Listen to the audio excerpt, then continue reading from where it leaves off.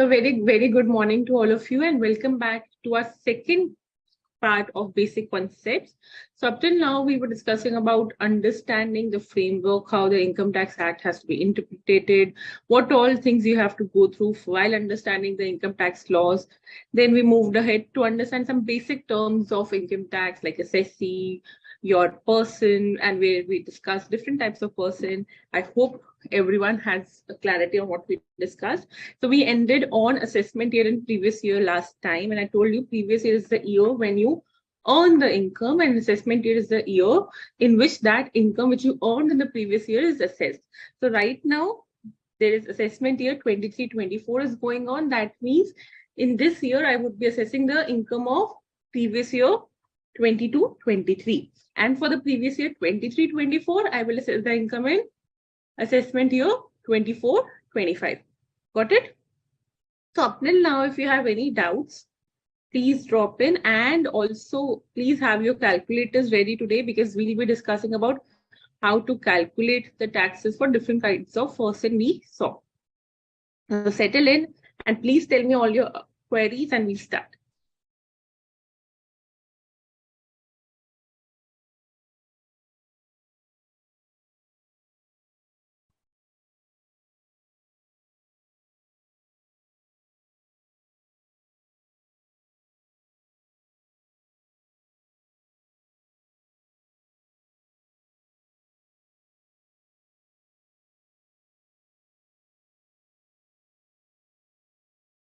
So, Bhumika, assessee by default, if I have to explain you in a very layman term, is someone who is not assessee prima facie, matlab jiska tax nahi banta, or they don't have proceedings going on, but they have done some default and they would be deemed to be assessee in default now. So they had to do some compliance, but because of them being missed to do that compliance, now they would be called an assessee in default.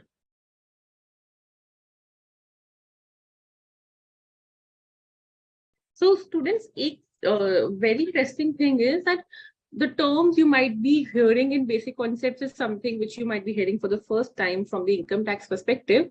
So do not worry that if you are unable to connect it extremely right away in a moment, because things take time. And you know what is the beauty of this chapter, that once you do the entire income tax and once you come again and revisit this chapter and you feel like this is the easiest chapter to understand because it's just a foundation for all the upcoming chapters.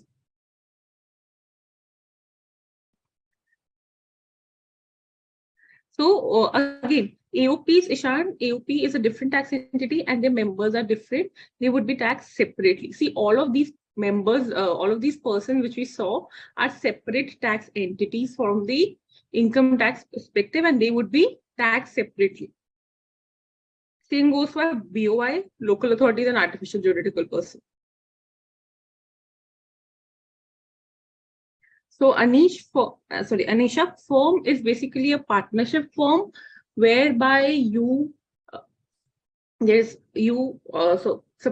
forget you. So there are three persons who comes together and form two or more persons, rather I should say, who come together and form a deed whereby they decide that we'll be carrying on a particular business and we'll be sharing on profits. They contribute the capital. That is called a partnership, aka firm. So whereby people are coming together with the common intent of earning profits by doing business, and that business can be done by one or by any one of them representing. That is called partnership. So here you are coming with a proper framework and agreement. So common objective, ongoing concern, that becomes a partnership firm. So partners become a different person. Then partnership firm becomes taxable, is a taxable entity, and so are the partners. So Dhanshu, see, at this stage, you don't have to remember what are the matters included in so-and-so schedule of article. This is not relevant. Otherwise, if you want, I can share the constitution ka thing and you can go through it, okay?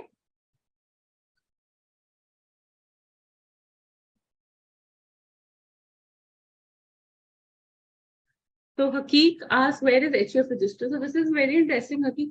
See, family is not created by basically by default there is family.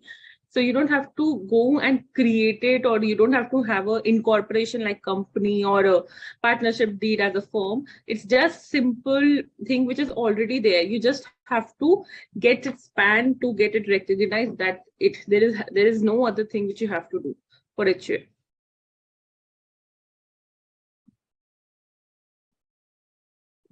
Okay, so now let's proceed with today's class. Now, today's class is immediate contradiction to what we saw in the previous class. So I told you that chalo, previous year is the year in which you're earning the income, and assessment year is the year immediately following the previous year, and you sort of agreed also. Okay, ma'am, ye to samajh aa gaya. Now this topic, which is a exception to the rule. The general rule is previous year ka income would be assessed in assessment year, which we got it, right? 1 second. Yeah.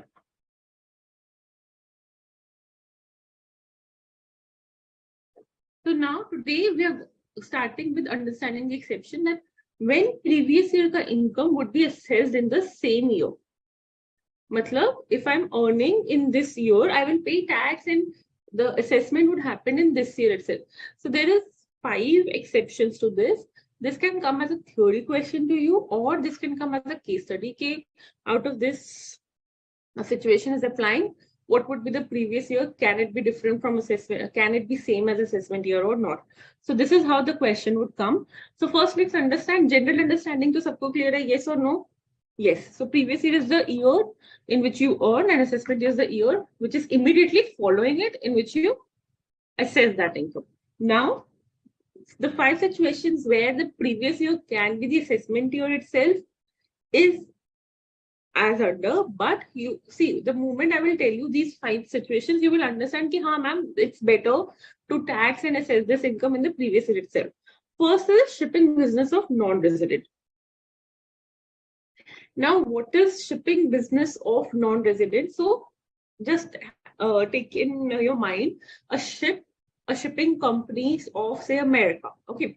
Now it's a non-resident. Now what is non-resident? 5-10 minutes ke baad you'll understand. It's not a part of or not a taxable entity in India, prima facie. Now, if they are coming to India, they are earning income from India by getting passengers here, by getting goods here. So that income should be taxable in India. Correct? So now, since they are non-resident, America ka company hai, maybe they do not have PANs and etc. So the government have a basic section 172 for them, whereby when they come to India, they have to pay a flat rate tax. I think it's 7.5%. They pay tax, and by paying tax, they file a small return itself, and it's done. So suppose if the ship comes today, which is your 5th June, so today itself, before leaving, in that particular period, once they arrive and between the period to leave, they will pay taxes of whatever the income is here, and then only they would be allowed to leave. So they will get the clearance from the port only when they show that the taxes and the particulars of incomes have been filed. Okay. Then, so same, so अब क्या हुआ? जब आए जैसे income earn किया, वैसे ही assessment हो गया. So exception to the general rule. Next, persons leaving India. Now, this is not persons leaving India for vacation for 2 days or 3 days. Person leaving India for good. Matlab, there is no chances of them to come back. So this also happens at immigration. This is a true story. Whenever you go to immigration, they ask you the purpose of going abroad and at what time you'll be coming back. So generally for resident, for people who are Indian citizens, they do not have such queries because they see that we are going on tourist visa and we'll be back by so and so date. So they generally ask what is your return ticket and etc. But when a person is living in India for good, suppose a person came, he did work here for 1.5 years, now he's going back. So again, if he's going back today, that is for previous year 23-24, he has earned some income till 5th June 2023, correct? So the government says that when you are living in India, either get an NOC from the department showing that there are no taxes payable, or if taxes would be payable, so and so person would take care, or you pay taxes right away. You pay taxes right away, file your income return and you can leave. So अब इस case में क्या हुआ? Again the exception came कि अभी तक whatever income I've earned in this year, I have to assess it, right? Next, AOP BOI artificial juridical person formed for a particular event or purpose. So there is no going concern concept here. It has been formed for a particular purpose, and now that purpose is completed, now that project is completed, now that event is completed, and you think that they would dissolve it out and traceability would be difficult. So they assess the income in the same year itself. Person likely to transfer property to avoid tax. Now this is interesting. So person, उसको पता है कि उस पे huge liability आने वाली है, may be his personal assets would be used to pay the tax. Maybe his personal asset would be confiscated to pay the tax. आप उसके assets को जब्त कर लोगे to pay the tax. So he becomes very smart and immediately he plans to transfer it. So if you think that there is something fishy, and he would transfer the property just to avoid payment of tax, so you assess the income right away. And obviously discontinued business, when a business gets discontinued and you think that again the person would not be traceable, so you try as in department, income tax department tries to get the tax right away. So simply, if you see all these 5 situations, you think that it's pretty much right to assess the income the same time the person is earning, or in the same year the person is earning, so that there is no loss of revenue to the department, because it might become a non-traceable person after a particular event or happening. Got it? So these are the 5 situations where the exception to the general rule of previous year and assessment year being different applies.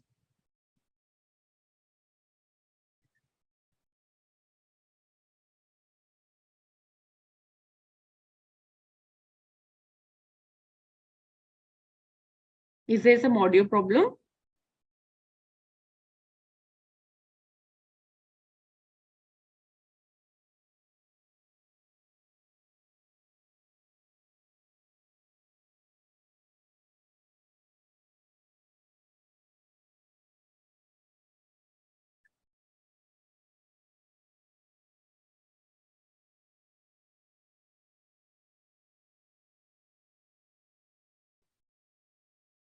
So should we check the notification in government site for exam, or should we refer to the amendments given by ISA only? So Anandu, you don't have to see, your syllabus is updated till 30th April for November 23 exam. So that is sufficiently enough. You should refer to the RTPs which come for your exams. I think it comes in the month of August or September if you're appearing in November 23 exam. So you refer them, all those particular notifications will be covered.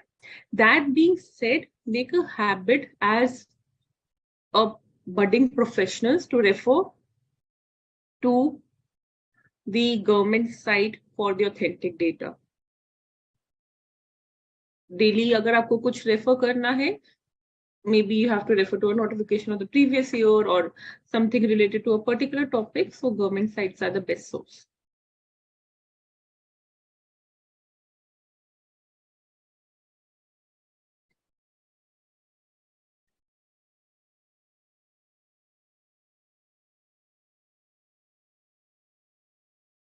So someone says, Diksha says, ma'am, not clear with the second point. So Diksha, second point talks about when a person is leaving India for good. For good, matlab, his economic interest is now shifting. He has no plan to coming back. So अगर एक बारी कोई निकल जाएगा, so how would I trace him? So it's better immigration वाले stop them. Immigration airports पे होता है. So they stop them and they ask कि आपका income पे have you paid all taxes? So then you give a proof कि हाँ, I have paid all taxes. So that comes, so suppose he's leaving today, he might have to pay taxes up till the income he has earned till today, or any prospective income which he will be earning this year, like saving bank interest, FD interest, etc. So that is how, and you have to get a NOC from the department that no taxes are due, and if any taxes would be due, the person would paid or someone else would pay it, then only they allow you to leave. So it becomes an exception. अभी तक भी जो earn कर रहे हो उस पे भी I have to pay taxes and उस पे भी I have to get an stamp by giving an assessment, income assessment, that everything is clear and sorted, right?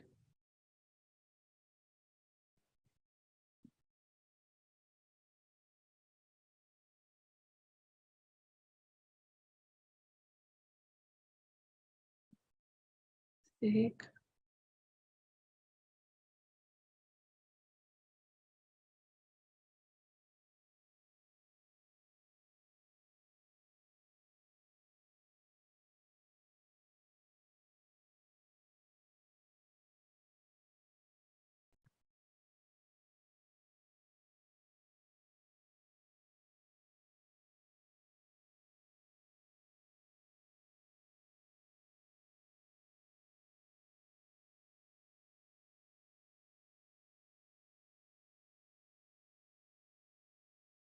Yeah. So I think few of you have a question on this. Persons likely to transfer property to avoid tax. Now suppose in the current assessment year, agar AO thinks that this person is likely to sell the property, one thing can be to sell the property to dispose of his asset and show that I have nothing left in my hand, or he will sell a property and he will not pay tax out of it. Then both the situation, if they think that the person would not pay his dues by selling of those properties, either he can show that I'm no more the owner and now nothing is taxable in my hand, or he can show that I have no assets to recover taxes. Then in that case, the AO immediately asks that person to give the taxes and they start the proceedings then and there.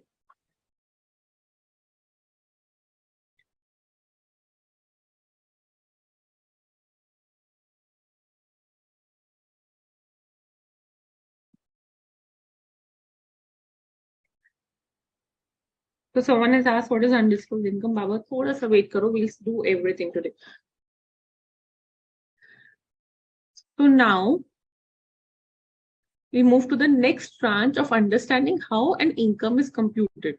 Now, if I show you the table or the flow chart, how an income is computed. So income computation is not an easy task. It involves a different stages ka checking, different types of income ka checking, different types of assessee ka checking. So it's a pretty tedious task, but only if you have the correct knowledge.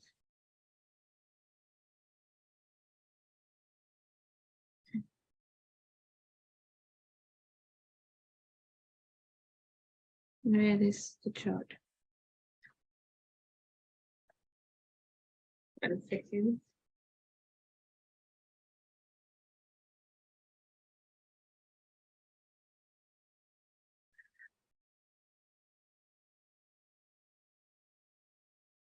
One second, student. Sorry.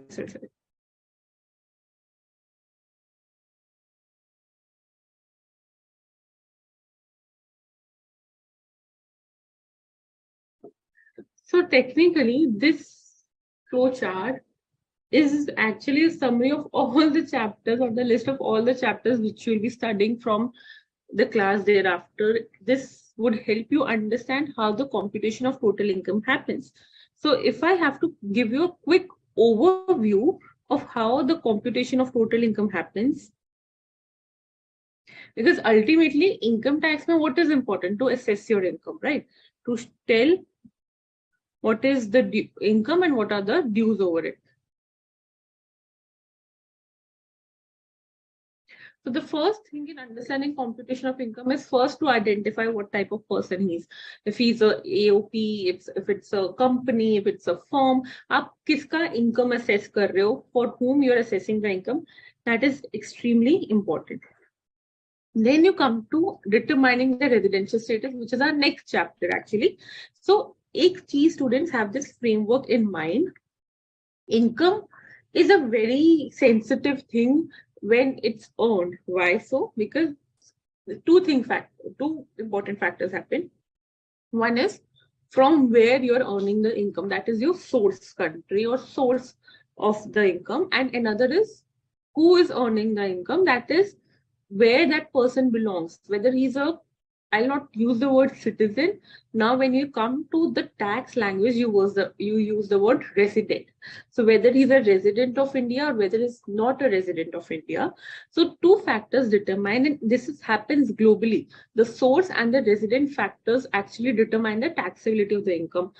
It can happen the source and the resident is in the same country, as in मैं India में ही earn कर रही हूँ और मैं India का ही resident हूँ, or I can earn the income from USA and I'm a resident of India, or vice versa, that I'm earning an income from India and I'm a resident of USA. So determining the residential status, which is an yearly exercise, is very important.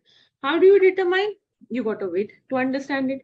Then once you have determined the residential status, that will tell how much and what income would be taxable in India.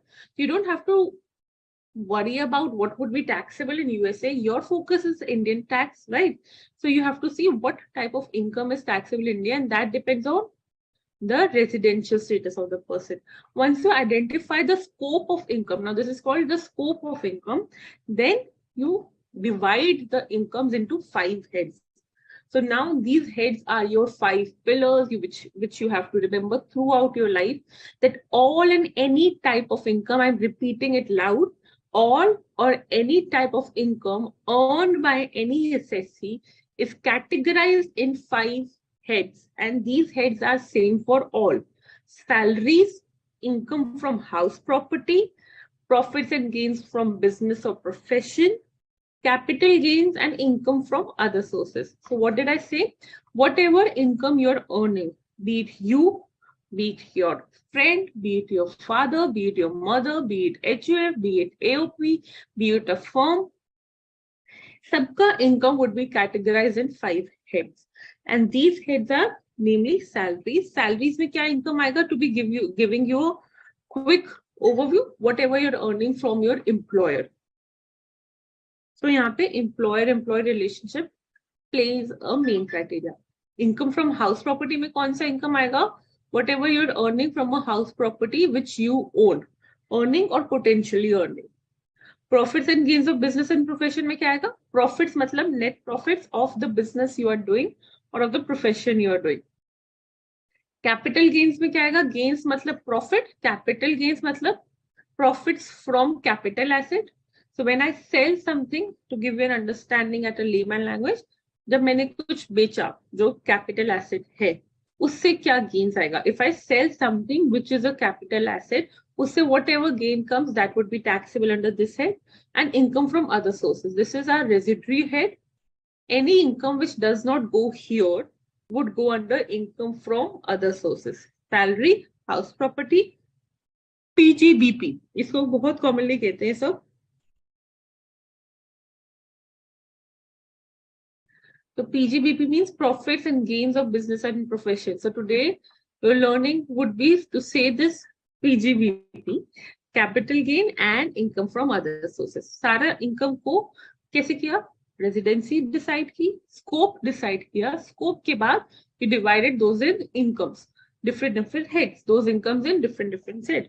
Total those income, उसके बाद whatever benefits the tax laws give. Sometimes they say if you're earning 100, maybe 70 would be taxable. Those depends on different criteria, different permissible deductions and exemptions. Once this is done, apply clubbing provisions. Now this clubbing provisions is not clubbing which you understand. Clubbing means to add income of other people in your income.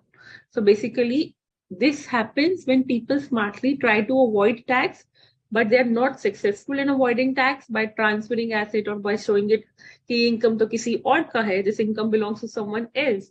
So government is very smart. They add that income back to you, which is rightfully yours. उसके बाद if you have any losses, you adjust that, and after that you compute your gross total income, GTI, and उसमें से there are certain deductions based on expenditures, investments, or maybe certain incomes that get reduced, and you come to your total income. So a journey ahead of these 2 months forward would be understanding one by one. So if you will see, all of these things are your different chapters: residential status, 5 heads of income, clubbing, set off, gross total income with your came, and then deduction. So all of this is your 5 heads. Right now, if you think, ma'am, kuch relate hi nahi ho pa raha because we don't know all these terms. This is like first time or maybe 10 seconds back only we have heard about it. Totally fine. Have a bigger picture कि I have to identify कि वो कौन सा person है. I have to identify इसका residence. I have to identify कि wealth income would be taxable in India, and usko 5 heads में I will divide, and then I will add it and I'll give some benefits as deductions, and I will come to total income. Itna image so we can keep it in our mind, right? So itna image is in our mind, we are pretty much good to go right now at this stage.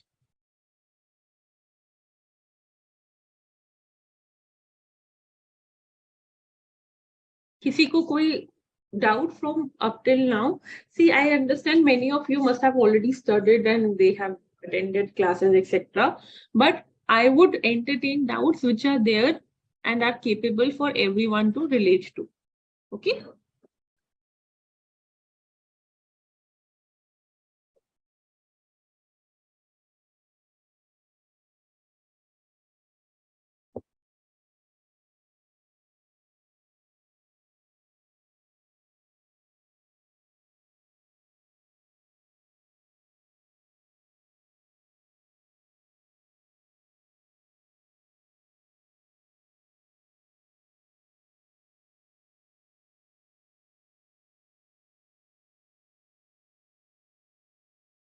Abdesh, थोड़ा सा wait करो, you will get answers of all of these things. Income from house property जब करेंगे, because अभी if I start the technical part, it will go into a deep point. Anisha, what is the fourth point? All the incomes which you're earning throughout the particular year, throughout that previous year, would be identified and grouped into 5 categories. You cannot say, okay, ma'am, this is not fitting here, so I will not tax it. No, it will definitely go in 5 taxes, 5 heads. And if it, see, if in the first 4 head it does not fit in, you can simply put it in the other sources head. Which point, Anisha?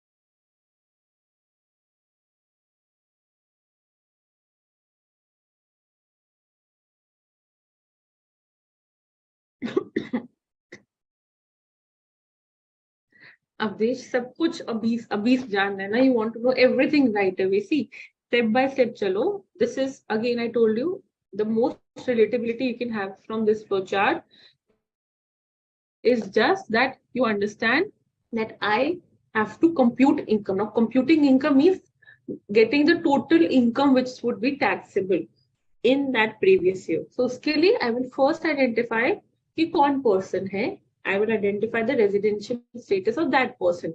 If it's company, I will identify the residential status of company. Who is in question? If it's the person is an individual, I identify the status of individual. If the person is an HUF, I will identify the status of HUF, and then residential status identify करके उनका income identify करके I will group it into 5 heads: salaries, HOP, profits and gains of business or profession, capital gains, and income from other sources. Uske baad I will total it. I will give some benefits which are there. I will adjust some losses which are there, and I will come to my total income. Abhi itna is sufficient because फिर आने वाले 2 months में what will you understand if you understand all the intricacies right away, right?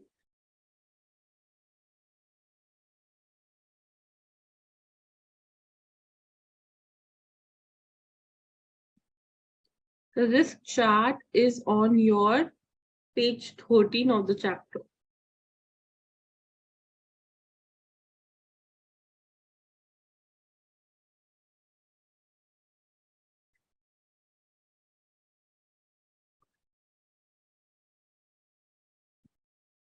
So now there would be an interesting thing coming up is calculation of taxes. Okay, how do I calculate taxes? Once you identify what is your total income, which is taxable, that is called taxable total income or taxable income, then you calculate taxes. At this stage, calculating taxes is extremely important to understand. So I hope everyone is ready with their calculators.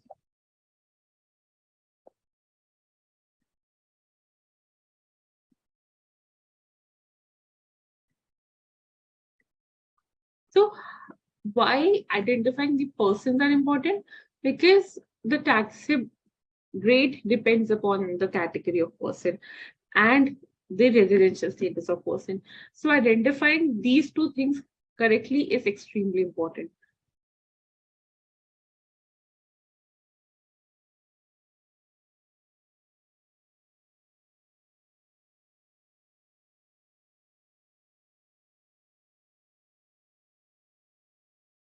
So, ma'am, what are the tax rates? So every country has different tax ecosystem. There may be flat rate somewhere, there may be no rate somewhere. Like very recently in Dubai, there were no rates. Now, so they have come up with corporate tax rates. So there might be no tax on your income, no taxability on your income. So there is different scenario. We have to focus on Indian scenarios. Indian scenarios में tax rates are given in Finance Act. Every year, Finance Act brings in the tax rates. So if you remember, I told you Finance Act is an act which is basically a bill introduced in the parliament at the time of budget, which has budget क्या होता है income itna hoga expenditure itna hoga which has all the details of the income and expenditure which the government is likely to do in the coming fiscal year and also has amendments in relation to your income tax act to keep it updated with the changing scenarios and need. So one such thing this finance act bring is the rate of taxes. It's the rates of taxes. So if I have to understand what would be the rates applicable in the previous year,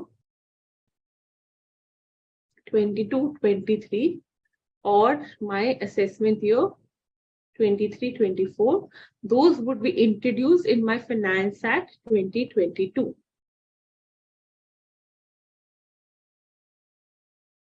And Finance Act 2022, where would I get these rates? In Part 3 of first schedule. So anyone can refer to any Finance Act and it will tell the first schedule ka part 3 always will tell about the rates of the coming fiscal year or the coming previous year or the coming upcoming or the consecutive assessment year. So Finance Act 2023 के part 3 of the first so वहां से जब rates पता चल गए, now the important criteria is to calculate the tax. Now this is very important. So if you know, very good. If you don't know, please focus here. So first of all, I will identify whether the person is individual, HUF, AOP, BOI, firm, company, firm, company, LLP, or your artificial juridical person or local authority. So first, we will understand the tax rate for individual. There are same as for HUF and same for AOP, BOI. So we will go one by one to understand what are the tax rates applicable to all these categories of person. We will calculate the tax and then we will come to the next person. Okay? Individual, HUF, AOP, BOI and artificial juridical person. In सबके लिए there is a same slab rate. Now what is the slab rate? If your income exceeds 0 and is up to 2,50,000, there would be no tax, as in the rate is nil.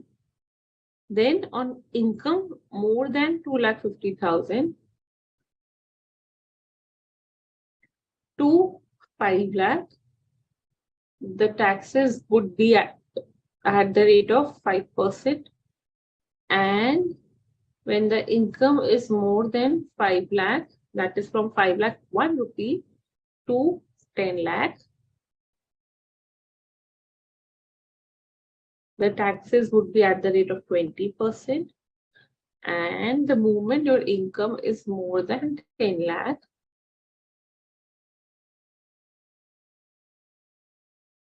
the taxes would be at 30%. Now, these are called slab rates. What is slab rates? अब इसका मतलब ये नहीं है कि X का income, Mr. X का income is say 7,50,000, he will fall under this category and 7,50,000 पे 20% लग जाएगा. No, this does not mean that कि 750 पे flat 20. This is not a flat rate. These are our slab rates. So income tax India is progressive. That more income means more tax. So जिसका ज्यादा income होगा वो ज्यादा tax pay करेगा. This is what our income tax progressive thinking is. Now, what are the slab rates, ma'am? Slab rates का मतलब है dividing your income into small slabs. Slabs मतलब part, ठीक है? And then put tax on those parts. मतलब if Mr. X has an income of 7,50,000, so I will divide this income into slabs of 0 to 250, then 250, 1 to 5 lakh, and now since the income is till 750, तो ऐसे इस slabs में divide कर दिया which are fitting here.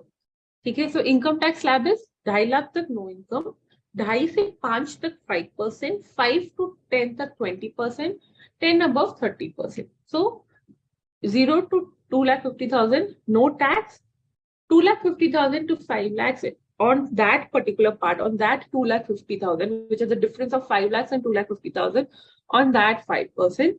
5 lakh to 10 lakh, which is again the difference of 5 lakhs, us pe 20% and more pe 30%. So how would I compute the tax on 7,50,000? On 0 to 2,50,000, there would be no tax, so zero tax. 2.5 lakh से 5 lakh, 2,50,000 to 5 lakhs means 2,50,000. The difference, pay 5%, which comes to 12,500, and 5 lakh to 7,50,000. Now, then the income is still the second slab of this 20% only. So on this 2,50,000, I will apply 20%. Which is 50,000. So my total tax comes to 62,500. क्योंकि 0 to 250 पे कुछ tax नहीं लगा, income को slabs में divide कर दिया, parts में डिवाइड कर दिया, देन नेक्स्ट 250 पे 5% लगा, एंड देन नेक्स्ट 5 lakhs पे 5%, 20% लगेगा, then next 5 lakh पे 20% would be applied. But since I don't have the next 5 lakhs, I have only next 250, which is the difference of 750 and 5. उसपे I will apply 20%, and more than 10 पे I will apply 30%. Now let's take an example. My income is 4,50,000. So how would I calculate the tax? Simple, 0 to 2,50,000, no tax. 250 to 1. अब next slab कहाँ खत्म होता है? 5 तक. But I have an income till 450 only. Then it would be 5%. So on this 2 lakh ka difference, I would apply a tax of 5%, which is 10,000. Got it? So my tax comes to 10,000. Next later example, ma'am, income is 12 lakhs. No problem. Divide your income into slabs. 0 to 250. First 250 pe no tax. Then next 250 pe 5%, which is 12,500. Then next 5 pe 5 lakh to 5 lakh 1 to 10 lakh. Next file pay 20%. and then उसके ऊपर whatever amount comes, that is 10 lakh, तो अब कितना रहेगा? The next 2 lakhs pay 30%, that means 60,000. So my total tax comes to 1,12,500 plus 1 lakh plus 60,000, which comes to 172,500. Got it? How do you compute tax? Because slab rates is the only thing which is critical to understand. Did you get how do you compute the income slab rates? You can go through this example one more time, and if you have any doubt, we can do it again.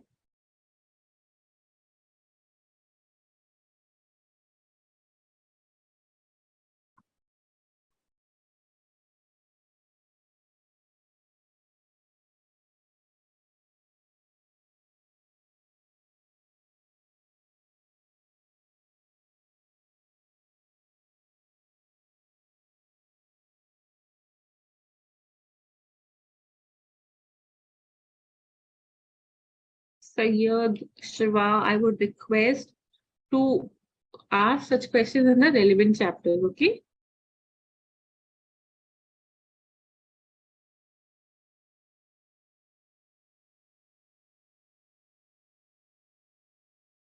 I will give Vishita, I'm giving some examples. किसी को कोई doubt?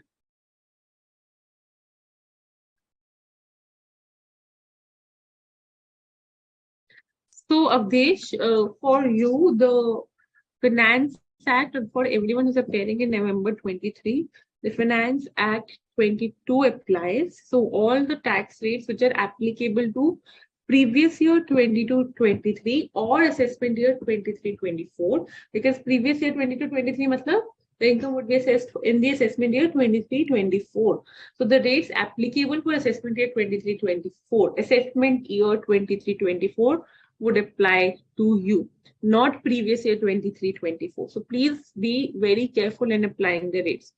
So someone asked, Darshan, so sometimes the rates changes from one previous year to another previous year, or from one assessment year to another assessment year, okay?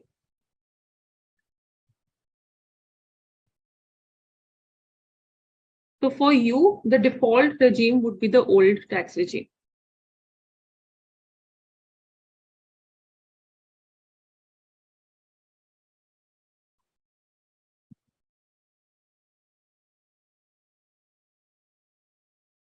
Okay, Bhumika, on it.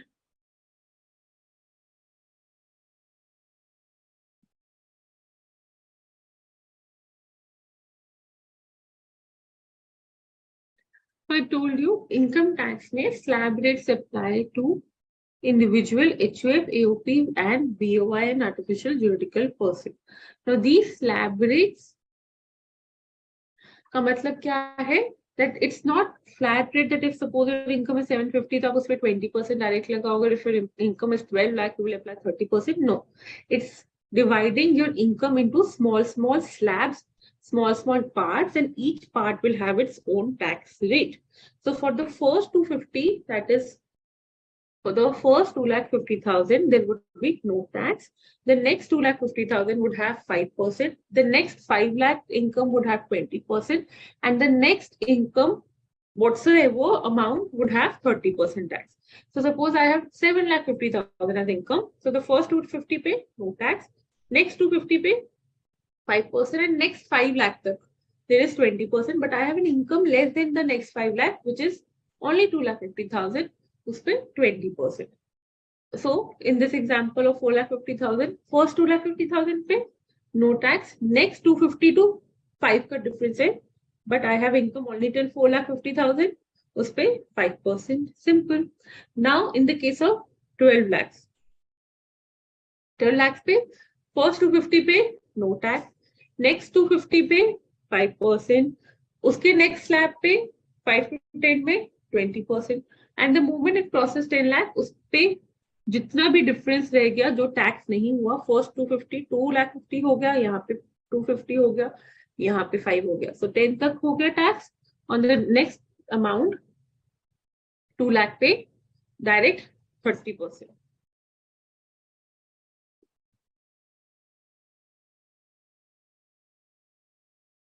So quickly, if you can tell me the taxes on income of individual, abhi tak you have just heard about this, 8,25,000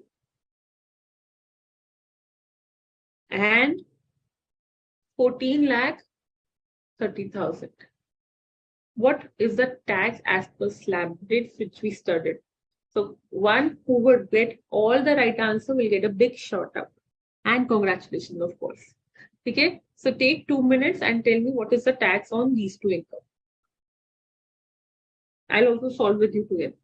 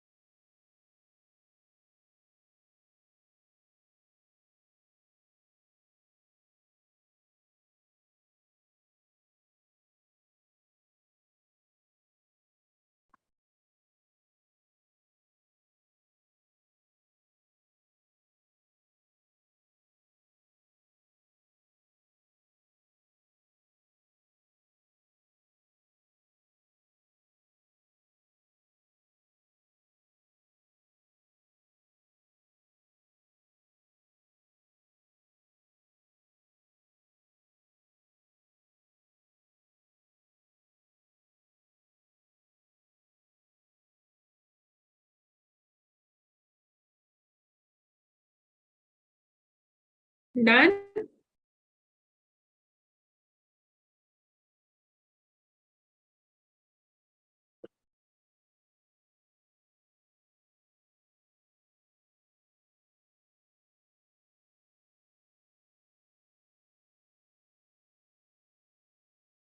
Five, 20, 30 ये slabs है, याद रखो. We'll get the answer.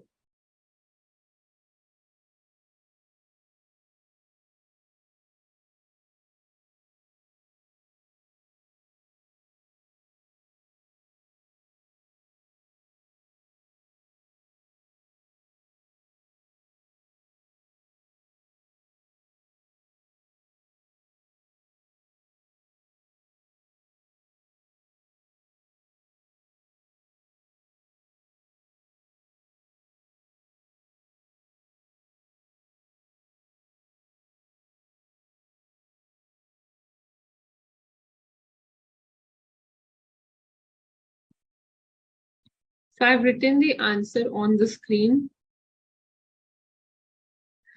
So very good. Avdesh was the correct one. No. Sorry, I did not give the total here.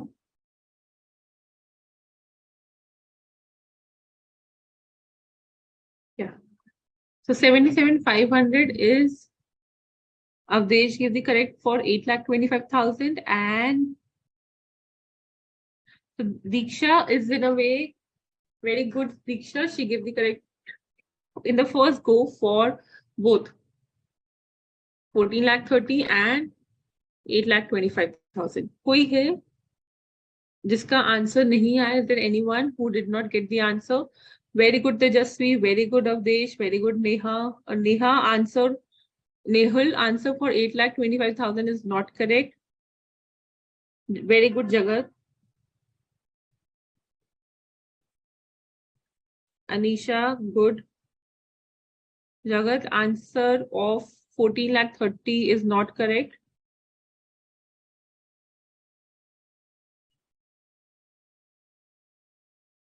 Kavita, answer of 14,30,000 is not correct.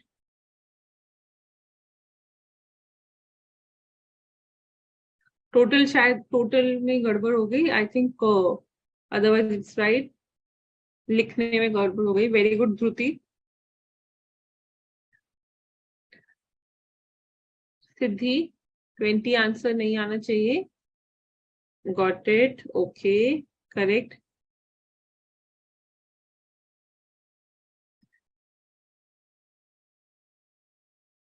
Super.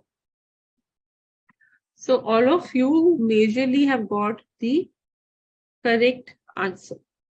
Okay. Now we proceed to the next understanding of slab rate. कोई है जिसको answer नहीं आया? Any one of the category?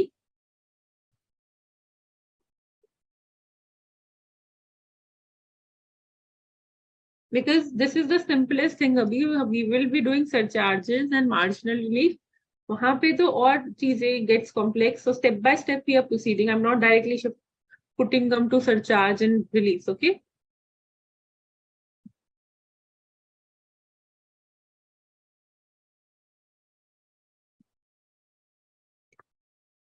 Priyank, total tax would be 12,500 plus 65,000.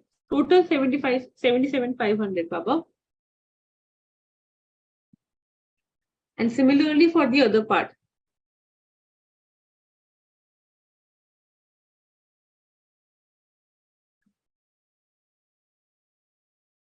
Bhumika, no problem. We'll do it. So on 0 to 2,50,000, nil tax.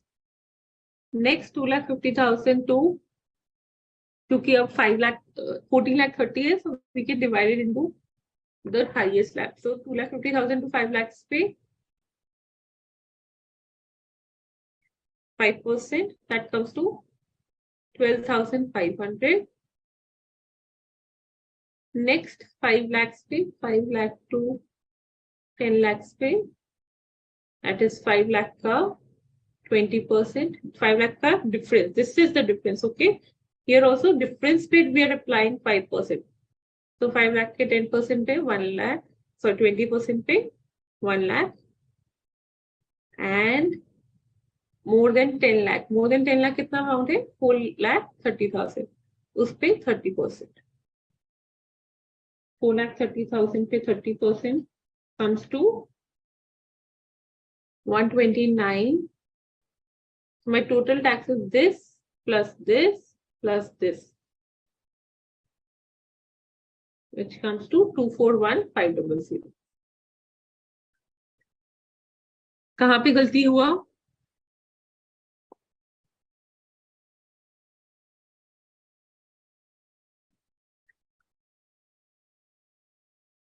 Mayur, it's not can we play one more calculation? अभी बहुत सारे calculations आएगा, don't worry.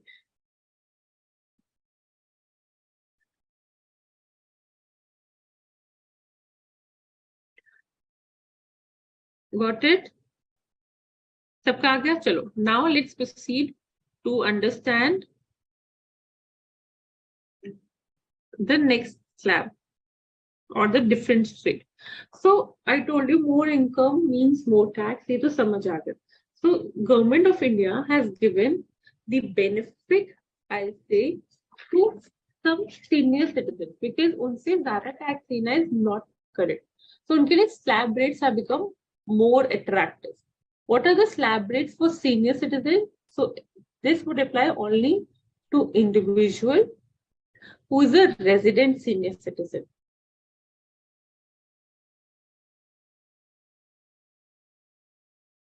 Now, the first question which would come in your mind, now what is resident senior citizen? Resident matlab who is a resident in India. Senior matlab any person who is of the age of 60 or more. 60 or more would be a senior citizen. The next question which you will have in your mind, ma'am, 60 or more का मतलब 60 in the previous year, मतलब tax rates क्योंकि previous year का income होता है, we assess it in assessment year. So when the person should be 60, in this year or in this year? So suppose we're talking about previous year 22-23, with जिसका income would be assessed in assessment year 23-24. The person should be turning 60 in this financial year or in this year. The answer is he should be a senior citizen in the previous year to get the benefit of these attractive slab rate. Second thing is 60 कब turn हो? Ma'am, अगर he is turning 60 in March 23, still he be considered as 60? Yes. At any time during the year, if you're turning 60, you are a senior citizen for that entire previous year. Okay. For that entire previous year. And there is also one clarification. If you're turning 60 on 1st April 23, Then also for the previous year 22-23 itself, you would be for the previous year 22-23 itself, you would be considered as a senior citizen, because they say कि आप 1 अप्रैल 2023 को जाके 60 years के हो गए. That means by 31st March 23 you have completed 60 years पूरा. So that 1 year gets completed by 31st March itself. So that's why we will consider you to be a 60-year-old in previous year 22-23 itself. What did I say?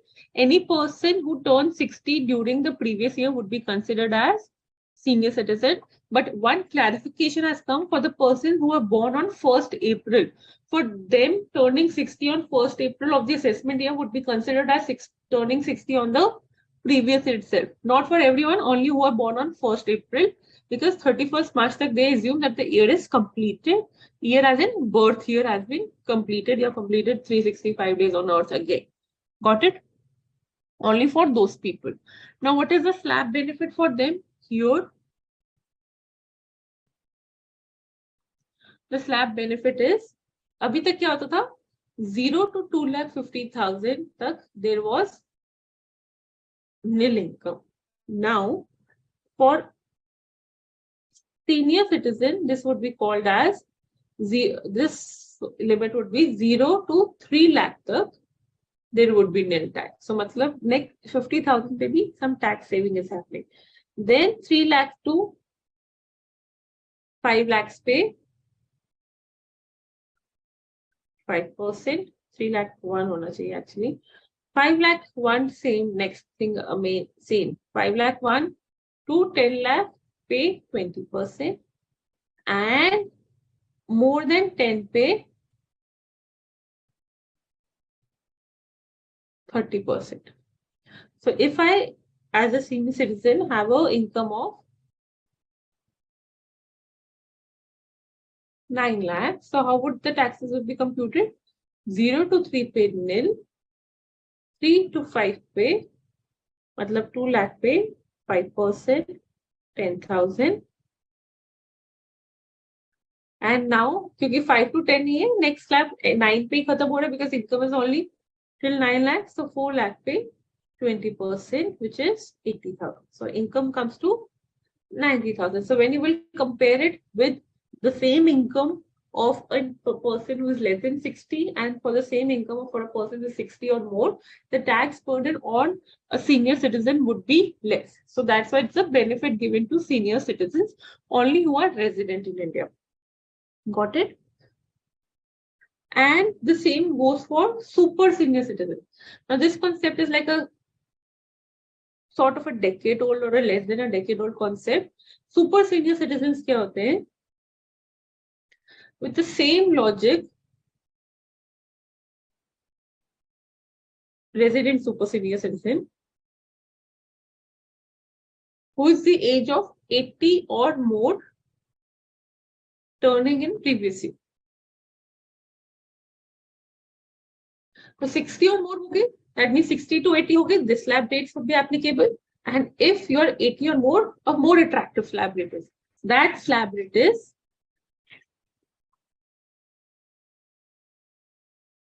0 to 5, no tax. That means 5 lakh tak ki income pay, no tax. 5 lakh, 1 to 10 lakh pay 20%.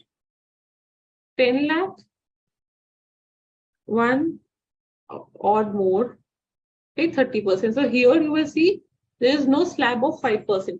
So if a person is earning 9 lakh and he is an 80-year-old citizen, then what would be the slab rate? 0 to 5 nil tax. 5 to 9 lakhs pe seedha 4 lakh pe 20%, that comes to 80,000. Got it? So now if you compare, a senior citizen on 9 lakh income is paying 90,000 as tax, and a super senior citizen on the income of 9 lakh is paying 80,000 tax. Tax burden has got reduced because slab rates has got attractive. Now, one more thing, students, you have to remember is this term where the first slab, which is nil, Or can I say the income on which no tax is applicable? This limit is called basic exemption limit, or maximum amount not taxable, or maximum amount not chargeable to tax.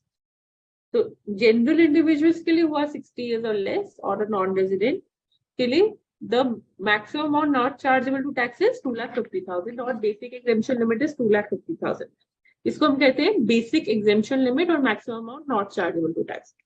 Resident senior citizen के लिए it is 3 lakhs and resident super senior citizen के लिए it is 5 lakhs. Got it?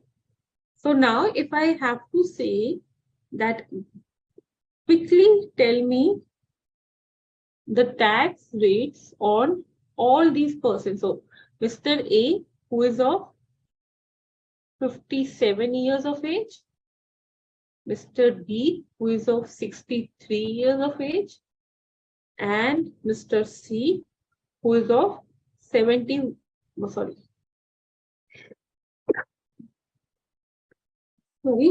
85 years of age. And you have to compute the tax. The income is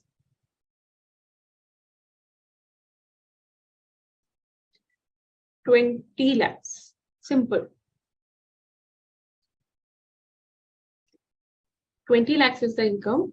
Tell me the tax liability on A, B, C.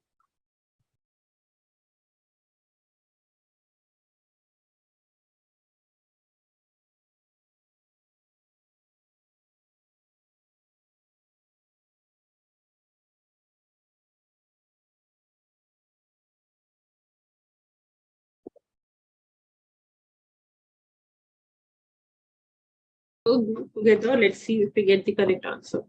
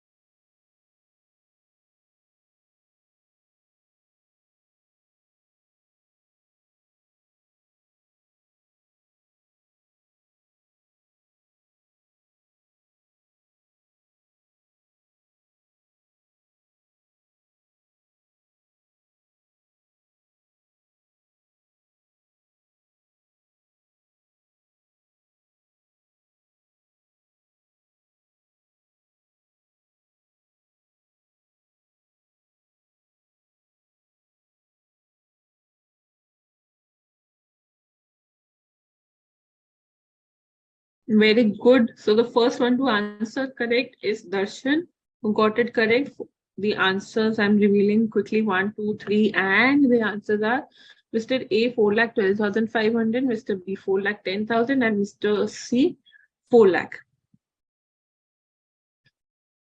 So beside Darshan, Diksha gave the correct answer. Very good. जगत ने सिर्फ एक ही answer दिया. Ishan, it's very good. B नहीं सही आया. Mister B did not get correct. Avdhesh, superb. Sudhanshu, no not correct. Ishan, okay, very good. Navneet. Bhumika, no. Sudhanshu, B का is 410. Very good. Nehal, good.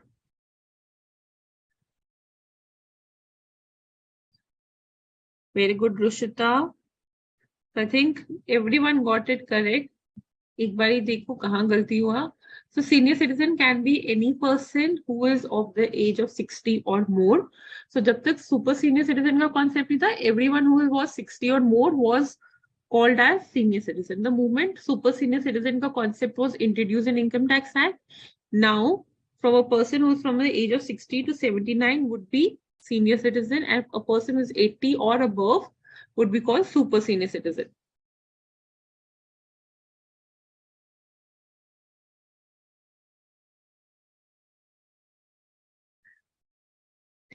60 के हो, 62 के हो, 65 के हो, the slab rate of 0 to 3 would be applicable.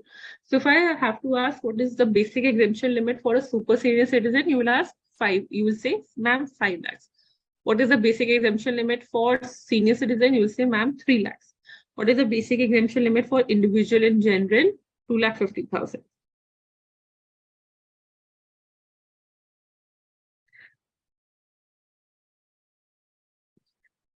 Darshan, you are correct in saying this.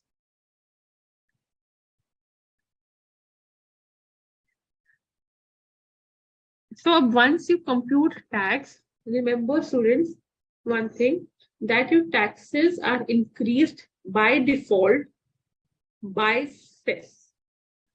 Whatever tax you compute as per whatever slab rates for all persons, the taxes would be increased by cess. So abhi Mr. A का tax बन जाएगा 4,12,500 plus 4% of health and education cess. So there are an additional amount which the government is taking from you on the tax liability, and that would go into the health and education department directly. So 4% of 4,12,500 directly would go to, I think मैंने amount गलत कर लिया, yeah, 16,500 would go as cess. So your total tax liability would be 4,29,000. Similarly, 4,10,000 ka 4% directly would go to the health and education cess, 16,400, and your tax liability comes to 42,6,400. And यहाँ पे भी 4% directly goes to the government. हर एक income tax computation में you will show the tax different, you will show the cess different. This comes to your total tax liability.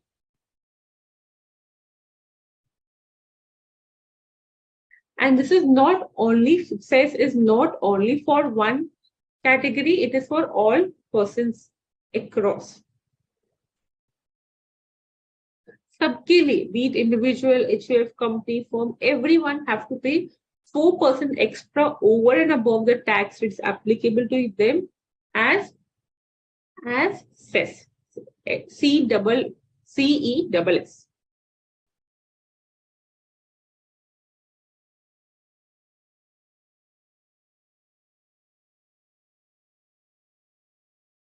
So break पे जाने से पहले we will understand two more tax rates. One is for firm and local authority. There is the simplest tax rate, guys. This is flat 30%. Your income is 5 lakhs, your tax is 1,50,000. Your income is 9 lakhs, your tax is 2,70,000. Your income is 20 lakhs, your tax is directly 6 lakhs. So flat 20% is the tax plus 4% of cess.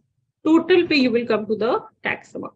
So firm, local authority done, and other categories of individual AOP, BOI done. Break के बाद we will start with slab tax rates applicable to companies, and then we'll do surcharge and marginal relief. So if you know, very good. If you don't know, please be with me on step by step. Otherwise, we will lose the control of it. Okay. So immediately take a quick bite and come back. Thank you. Sub break, please.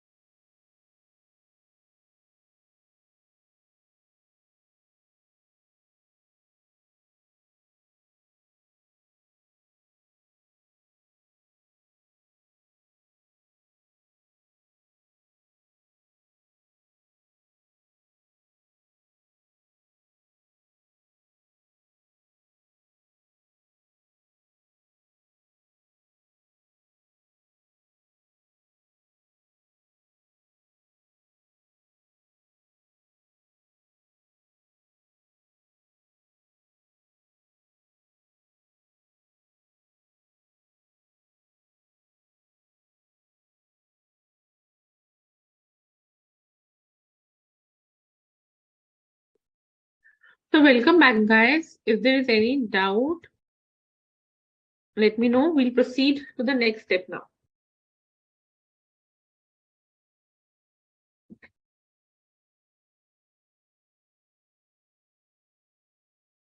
If a person is turning 80 on 1st April 2023, that means he's 80 for the previous year, 22-23, and then tax rate would apply as per super senior citizen.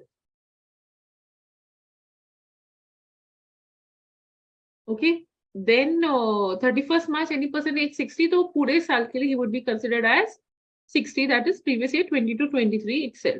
Just one second.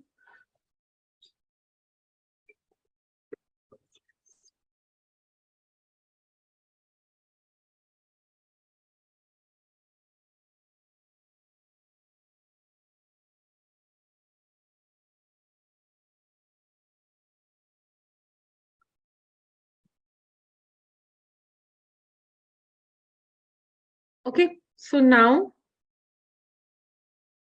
age group who was born on first Feb, you have that matters. First Feb पे तो हो तो आपको, if you're turning 60 on first Feb, then you have 60 for the entire previous year 22-23. Test rate is fixed.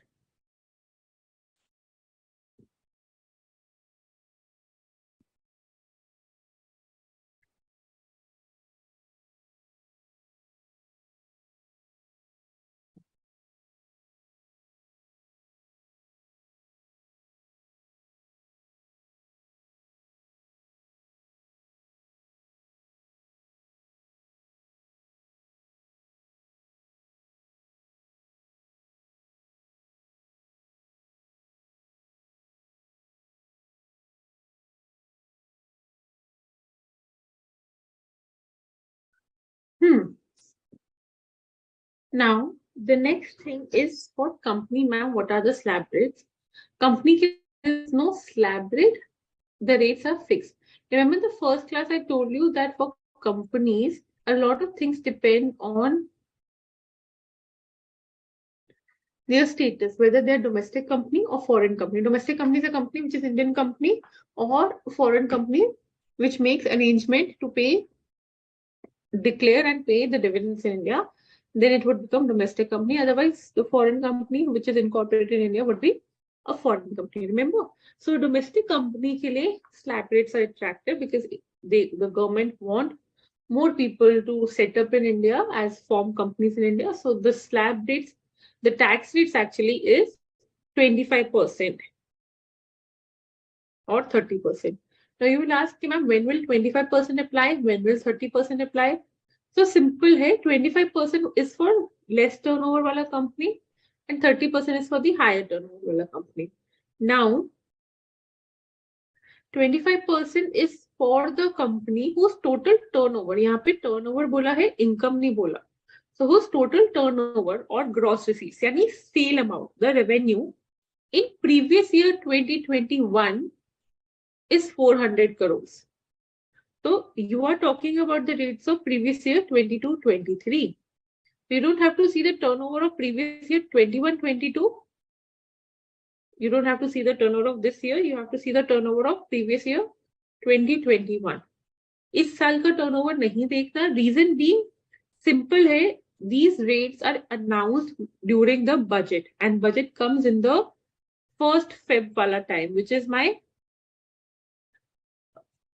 this ongoing previous year, right? So anyone can modify their turnover to get the lower tax benefit. So इसलिए जो previous year which is already closed and would fall in the announcement of budget, so they pick that year. So remember, previous year 22-23 के rate के लिए you will refer to previous year 2020 2021 का turnover. Only in that year, if you are a small company, as in having a turnover 400 crore is not a small company right now. So if you have a turnover of 400 crore in that particular previous year, up to 400 crores, then in this previous year, which is 22-23, the tax rate would be flat 25% of the total income. So if your total income is 3 crores, so 25% flat would be applicable. If your total income is 20 lakhs, then 25% flat would be applicable. Yours matlab company here. तो ma'am अगर previous year 21-22 में 400 करोड़ से ज्यादा का turnover है, does not matter. If previous year 22-23 में 400 करोड़ से ज्यादा का टर्नओवर है, does not matter. Ma'am 400 crore से कम का टर्नओवर है, does not matter. Only turnover of which matter is of this previous year. उस प्रीवियस ईयर में the turnover should be equal to और लेस देन 400 करोड़। एक और चीज please remember guys, income tax को पढ़ते time please remember if it is equal to less than 400 crore or is it less than 400 crore. And this happens almost everywhere. You have to see whether that limit is also included in the benefit or it does not include in the benefit. So please be very attentive when you start understanding the law. Don't take it lightly like that, okay? Law may everything is very closely and deeply connected. So if your income does not matter, if your previous year turnover for 2021 is 600 crores, then 30% would be applicable. 410 crores, then 30% would be applicable. 90 crores, 25% would be applicable. So they have covered almost all companies with a turnover of up to 400 crores. Got it? And foreign companies, foreign companies at your stage, you have to remember there's a flat rate of 40%. So domestic companies get attractive rate of 25%. Foreign companies, there's a flat rate of 40%. Ma'am, what is this written? Abhi ke liye, keep it aside. Flat rate 40%, domestically 25%, or if the turnover is voluminous, then 30%. Got it?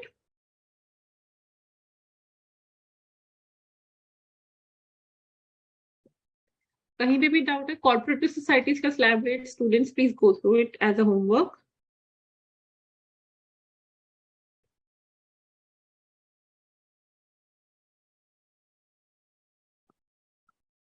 Age would be considered as per previous year. HUF के लिए there is no age limit. Varsha, HUF is a family and artificial person, so उसके लिए there is no age limit. Individuals only would come to the better slab rates वाला benefit of 3 lakhs and 5 lakhs.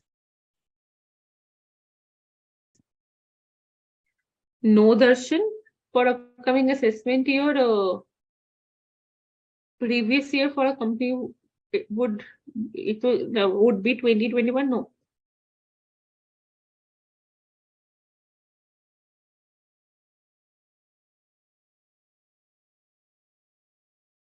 No, Bhumika, this is also not correct. I repeat the company part again.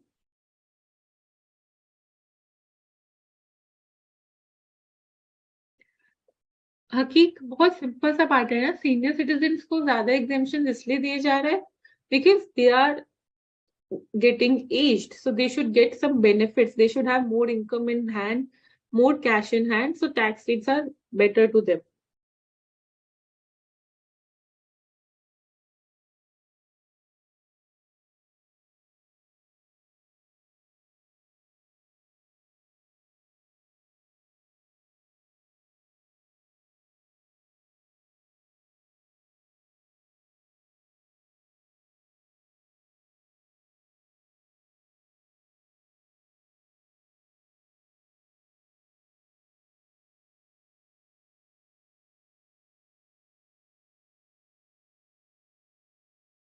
So we are calculating the tax rates again and again. I'm saying for previous year 22-23, or you can say assessment year 23-24, one and the same thing.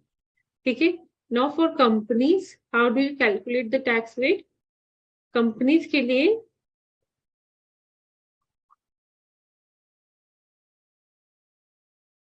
the identification matters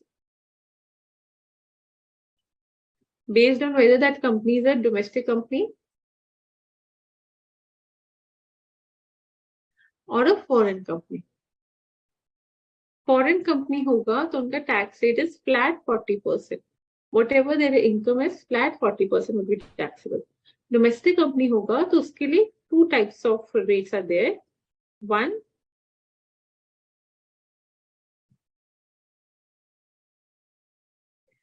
is when the turnover or the gross receipts of previous year 2021 is less than equal to 400 crores or any other case.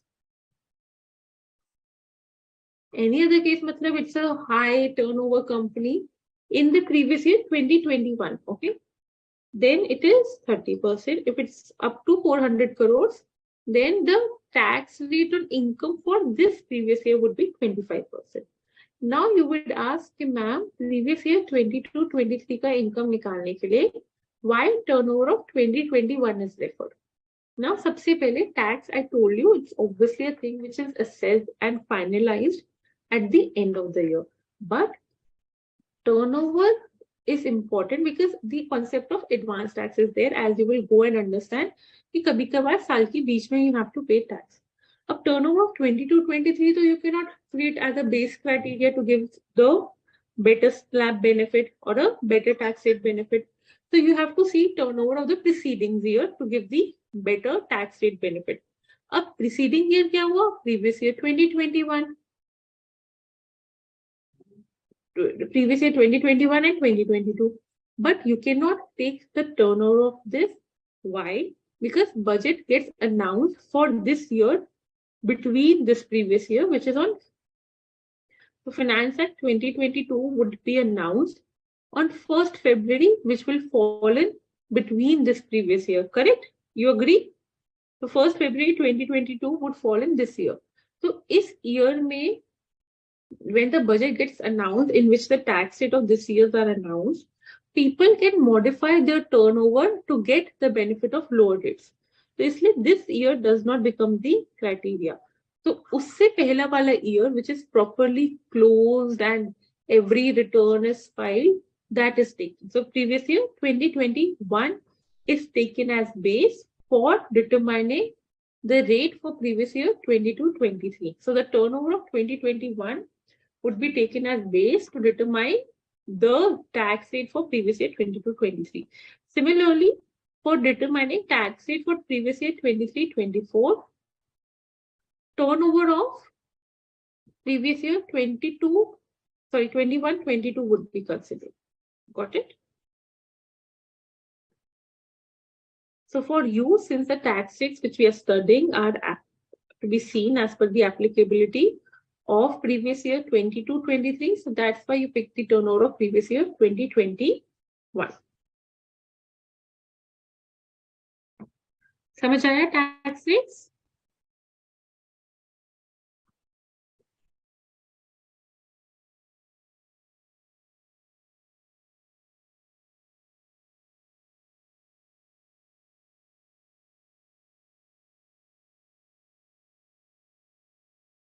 ऐसे मत याद करो, previous year के according याद करो दर्शन, it would be easy.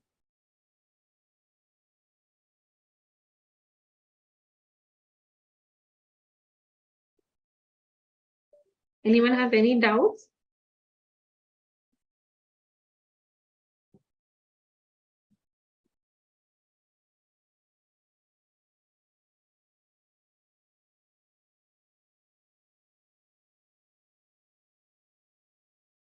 Good, Rushita. Noor, you have to tell me where is the concern.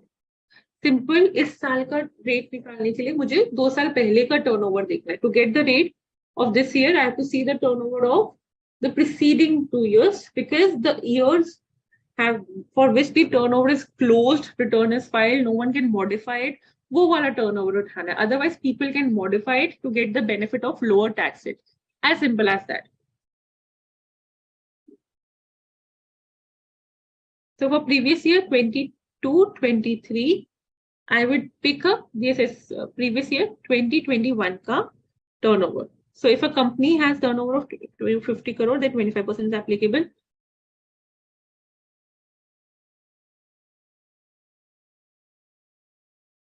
No, Goma, it is not unfair at all.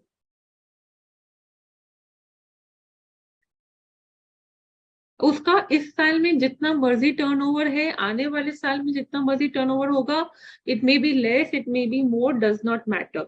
If in the previous year 2021 the turnover is 400 crores, for the rate for previous year 21-22 would be 25%.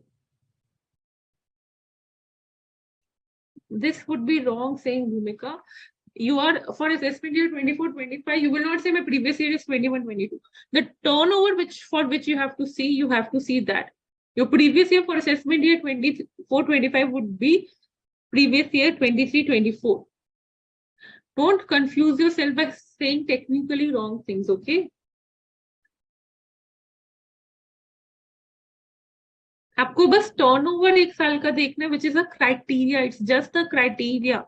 You are calculating the tax for this year only, which is your previous year 22-23.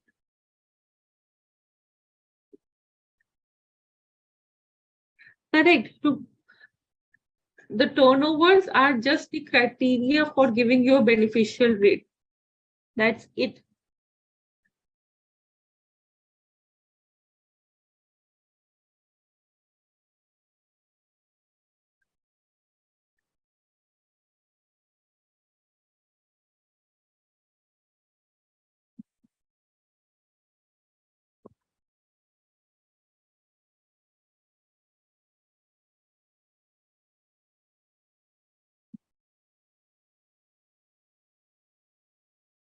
So now, if whatever tax would come, you would increase it by 4% rate or by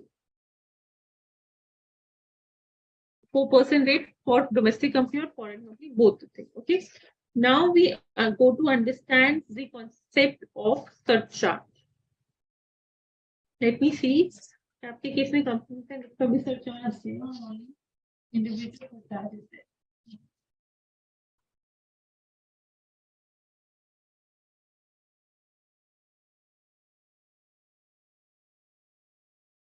अच्छा, इसके अलावा there are some beneficial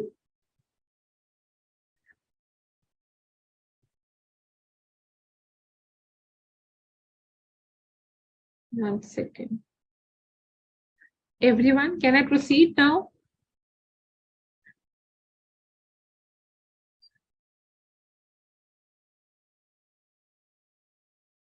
Yes, turnover is just to identify the rate. So Noor, if you see, if I have to see that calculate the income of X Limited, calculate the income tax for X Limited for previous year 22-23 basis on the following information. The income is 4.5 crores. The turnover for the following year is given to you as under. Turnover for previous year, TO matlab turnover, okay?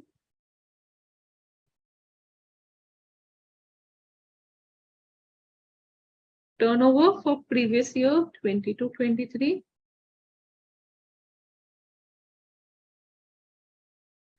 is 600 crores, 500 crores for earlier, and 410 crores.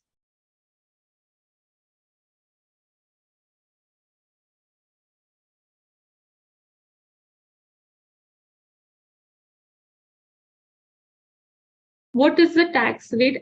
What is the tax with cess or company X Limited?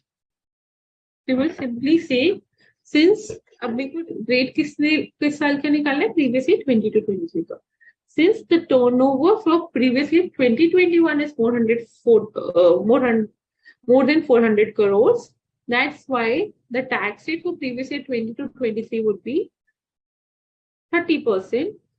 So 4.5 crore ka 30%, which is 1.35 crores plus 4% cess. So your answer comes to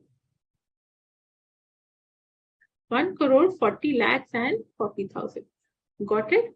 Had this year turnover for this year would have been 390 crores, then the tax would have been tax for this year, again and again I'm saying, would have been at the rate of 25%. which would be आपका tax income पे लगता है, turnovers पे नहीं लगता. Okay, just remember this. Turnover मतलब sales, sales के बाद एक्सपेंसेस माइनस करोगे, then you will come to income. This is just the criteria to identify the rates.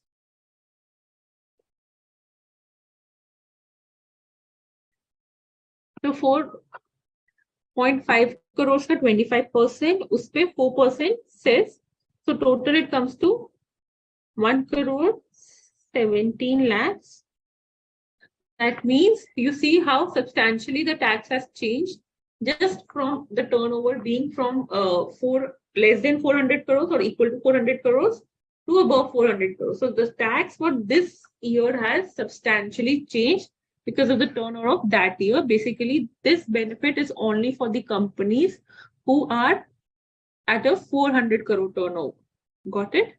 Pehle, when this beneficial rate was introduced much before, the turnover criteria was 100 crores. But now they're increasing it so that more and more companies can get benefit of this beneficial rate of 25%. Now got it?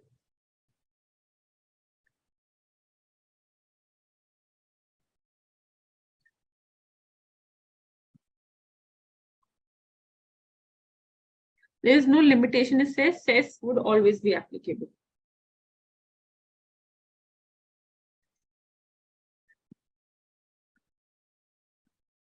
Now, students, one thing you have to remember, there is some special rate income. Now, what is special rates income? These are all your slab rates and tax rates. Slab rates are applicable to individual HUF, AOP, BOI, and artificial juridical person. And flat rates are applicable to firm, local authorities, companies, right? Unka flat rate hai. But those being said, there are some special rate income which would be taxed always at special rate, which would be taxed always as special rate, like capital gains. So to make India an investment market so that more people come and invest in India, the government has very attractive rates when it comes to capital gains. You invest in India, so when you will sell that investment, that is when you will have gains, you will have a special rate applicable to you. There's an entire chapter of special rate income when you will study in final, that there are so many different rates or so many different types of income. But for you to understand the concept of special rate, I think this much would be enough to understand from the point of view of capital gains. So capital gains mein kya hai? Some types of income attract a tax of say 20%. Some attracts the rate at 15% and some attract the tax at the rate of 10%. So suppose I have an income of 60 lakhs. I'm a company, domestic company, with the applicable rate of 25%. Okay. Now, so अभी तक आपने क्या पढ़ा ma'am? 60 lakhs का income है, 60 lakh पे 25% plus cess. Agree? Yes. But when special rate income comes into picture, तो वो special rate वाला income पे special rate लगेगा, बाकी income पे the normal tax rate would be applicable. So here, in this case, so suppose in 60 lakhs, 40 lakhs is normal income, but 20 lakhs is capital gain of 20%. अभी सिर्फ इतना understand करो. So 40 lakhs पे 25% लगेगा. And since this is a special rate income, इसको हम special treat करेंगे and we will give the tax of 20%. So the total tax would be 40 पे 25%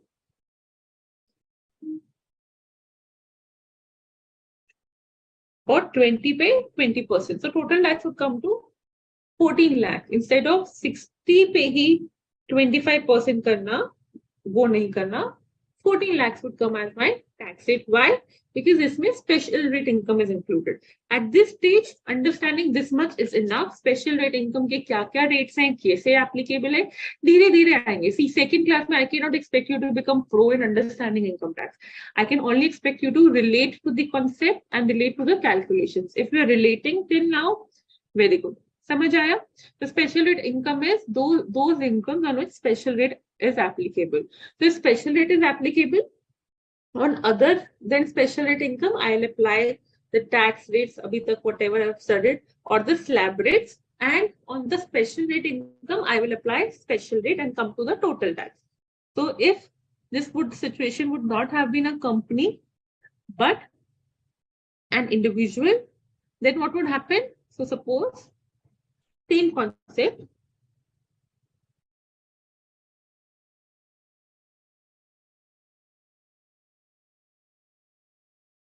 So in this case 60 lakhs का income है, इसमें से 40 lakhs is for normal income and 20 lakhs is for capital gain, which is taxed at 20%.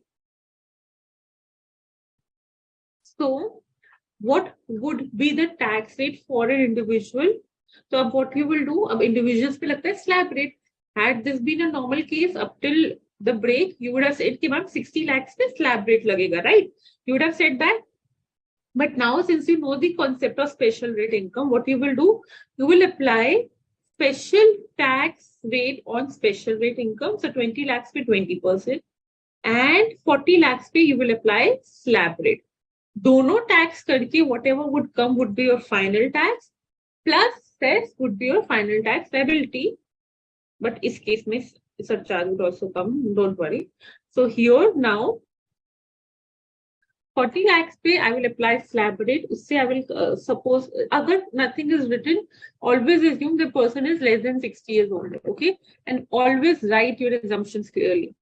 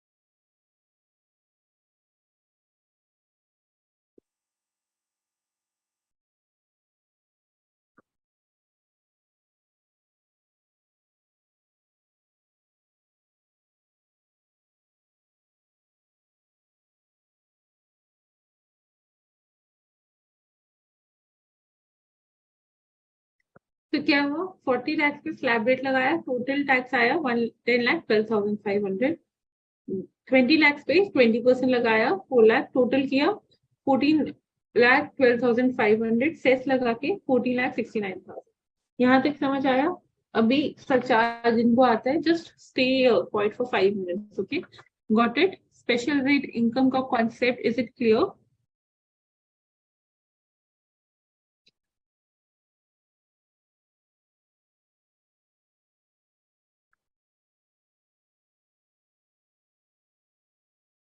Special rate companies non companies दोनों में समझ आया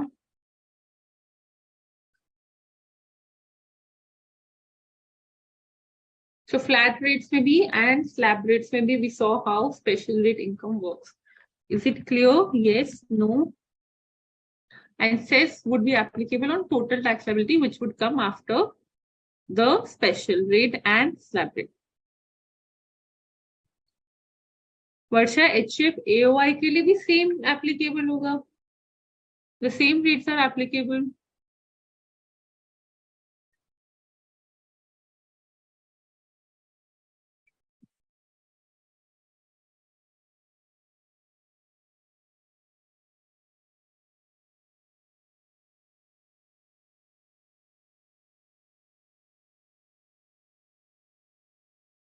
So now we move to the last and the most important concept, which is surcharge. Last in the calculation of tax, I mean. Don't worry. So surcharge. How do one compute surcharge, ma'am? Now, what is surcharge? How many of you have booked Zomato sometimes out of peak season or an Uber sometimes? So वहाँ पे surcharge लग जाता है extra amount. This is also a sort of extra tax. Now this is a sort of tax on tax. बहुत पहले मतलब more than a decade back, there was a concept of wealth tax. you must have not heard about it because you must have been studying in schools. Wealth tax. So people who are wealthy enough, they have to give a certain amount as tax on their wealth. Income tax is on income. Wealth is jama punji. Okay, Hindi mein उसपे they had to give tax. So gold, jewelry, property, money, jitna wealth utna tax. But that being abolished, got a concept of surcharge in income tax. They say if you earn more, you have to pay more tax. So वो तो you said कि मैं slab rates पे आ तो रहा है, correct? But along with that, you have to give extra tax on tax, which is surcharge. Surcharge. The tax on tax is called surcharge. The surcharge is applicable only if your income crosses a certain criteria. Only if your income crosses a certain limit. So, abhi tak, what did you understood? Ki ma'am, I will calculate tax and then I will calculate cess. But now you have to understand that you have to calculate tax, then tax on tax matlab surcharge, then whatever the amount comes with tax and surcharge, उसपे you will calculate cess and then you will come to final tax liability. Tax on tax surcharge, putting more charge on your tax. ठीक है, उसपे whatever comes, total मिला के you have to calculate cess and then you will come to the final tax. But ma'am, what is this surcharge rates? Surcharge rates are very simple. First, we will calculate for firm 0 and company, and then we'll come to your individuals and HF. अभी हम उल्टा चलेंगे. ठीक है, since company is pretty much valid in your mind, so let's first understand the surcharge rate applicable to companies.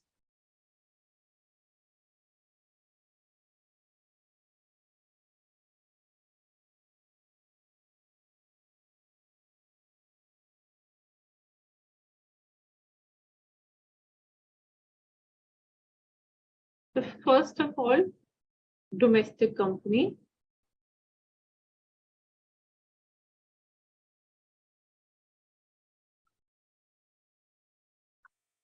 And foreign company. Okay, foreign company का flat 40% you saw.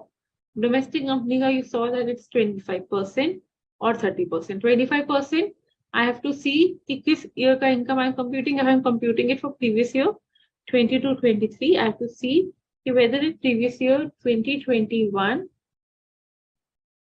the turnover was equal to or less than 400 crores. Okay?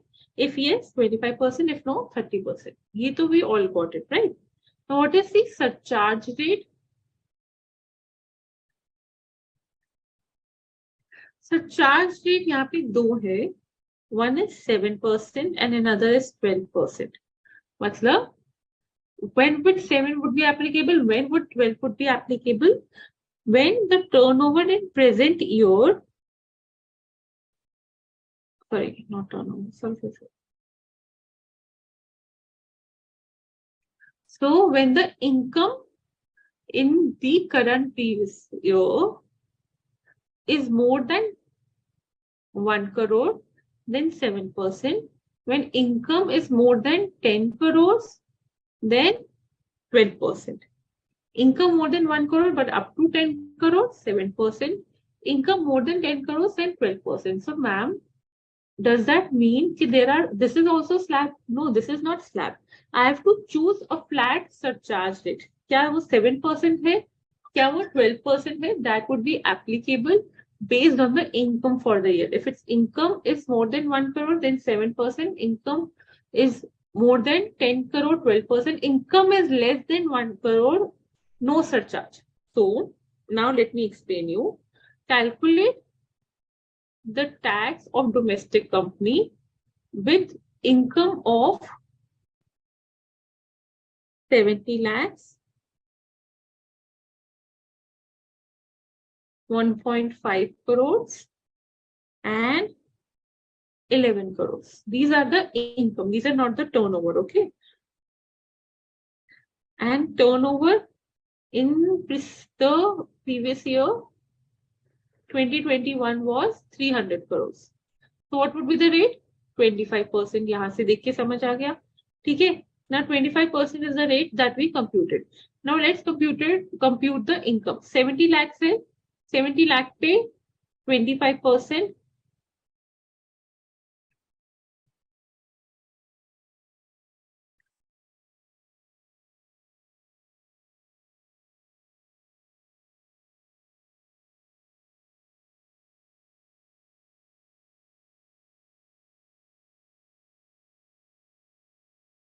$70,50,000 इस पे 4% cess, 4% cess भी तो लगेगा भाई. 70,000. So can I say my total tax is 18,20,000? Okay. यहाँ तक समझ आया? Okay.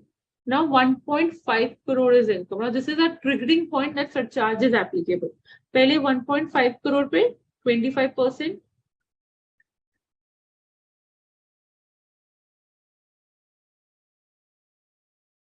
$37,50,000. फिर surcharge add होगा. What would be the surcharge rate? Since income is more than 1 crore but up to 10 crore, surcharge would be applicable at the rate of 7%. So 3.75 crores and 3 crore 75 lakhs pay 7% I would apply, which is 262500. इस पे 40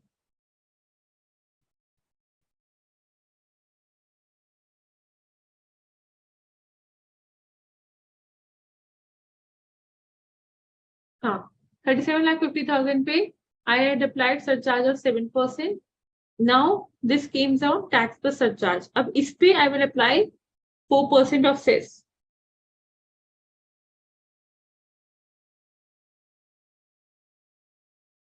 So my total comes to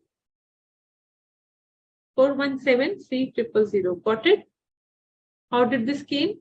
सबसे पहले I identified the income. से पहले I identified the turnover. Turnover is previous year 2021 का turnover. If it is less than or equal to 400 crores, the current year tax rate comes to 25%.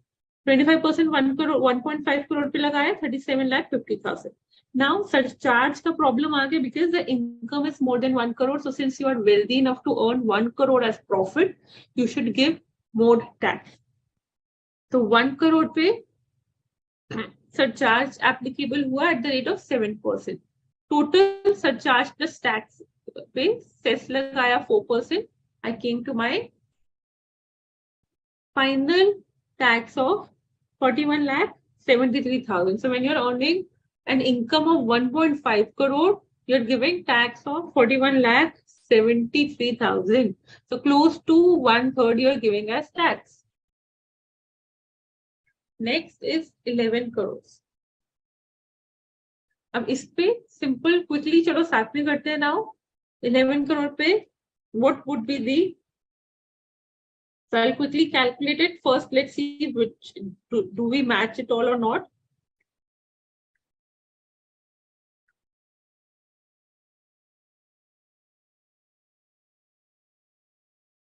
तो 11 crore पे 25%.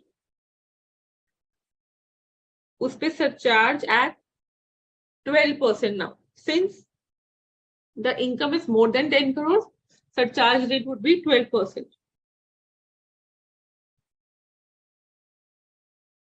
Plus 4% cess. So 11 crore pe your tax, final tax liability is coming with surcharge and cess to be 3 crore 20 lakhs 32,000. 32.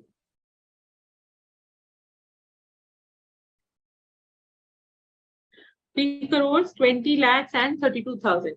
ये आया किसी का या नहीं आया?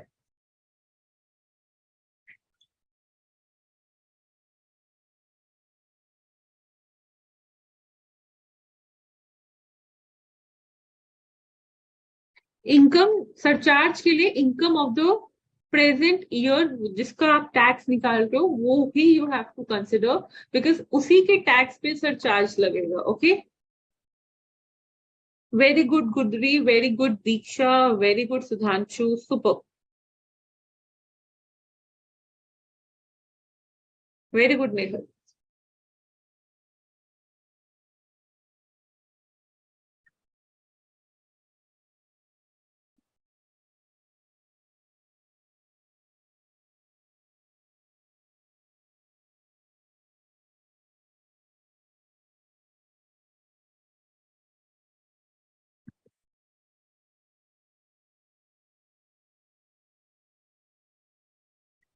So now if you ask me, foreign company के लिए क्या surcharge लगेगा, since their rate is pretty much high already, so their surcharges if their income crosses 1 crore, the surcharge is applicable at the rate of 2% up to 10 crore का income. If their income crosses 10 crore, the surcharge is 5%. 2 and 5. वहाँ पे 7 and 12 है, this is 2 and 5. Just remember one important thing, that surcharge का flat rate है. You have to pick कि क्या income है, and then you pick the surcharge and then you apply it on the tax liability. Got it? किसी को कोई doubt?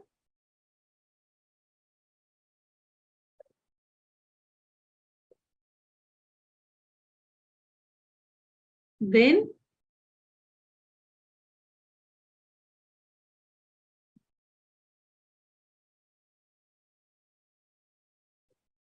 two and 5.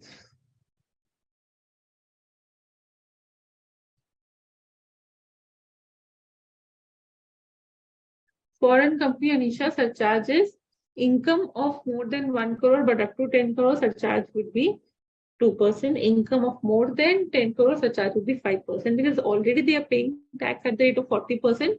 उनका surcharge rate government ने कम रखा है. Got it?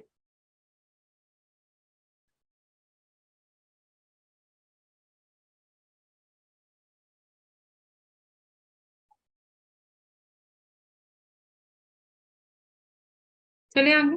Okay. Now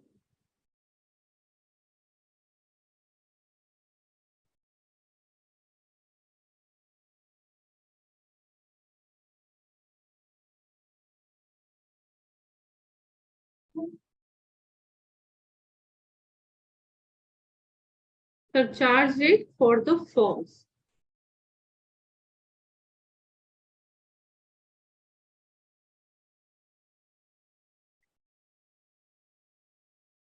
Surcharge rate for the firms is simple.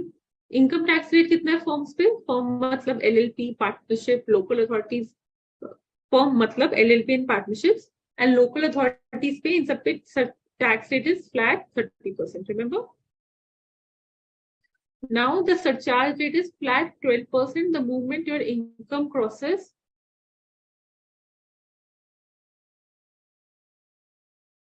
more than 1 crore. The moment your income is more than 1 crore, surcharge would be 12%. So if a firm has an income of, say, 4 crore 10 lakhs. So what would be the final tax liability? 4 crore 10 lakhs pe first you will apply 30%. This is your income.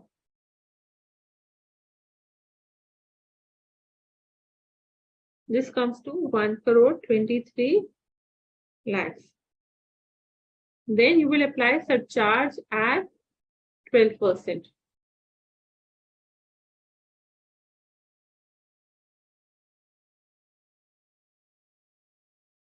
This together with tax comes to 1,377,600. That along with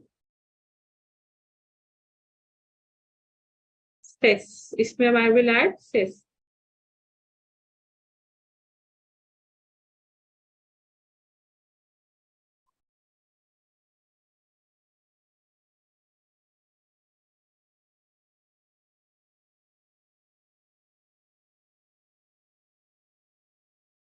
The total of 14 lakh, sorry, 1 crore 43 lakh 27,040 is your tax on 4 crore 10 lakhs. Got it?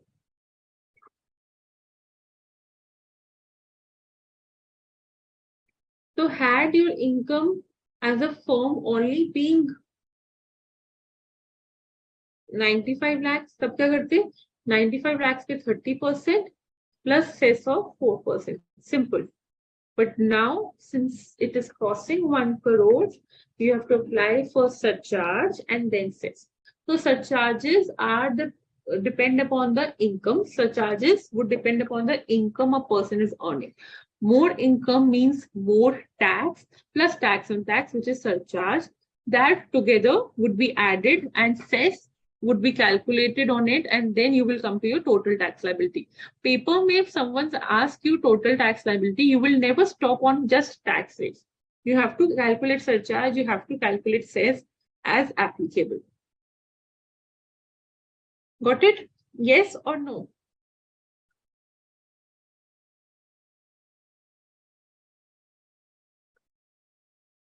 Date is date for concept. This date for concept is there.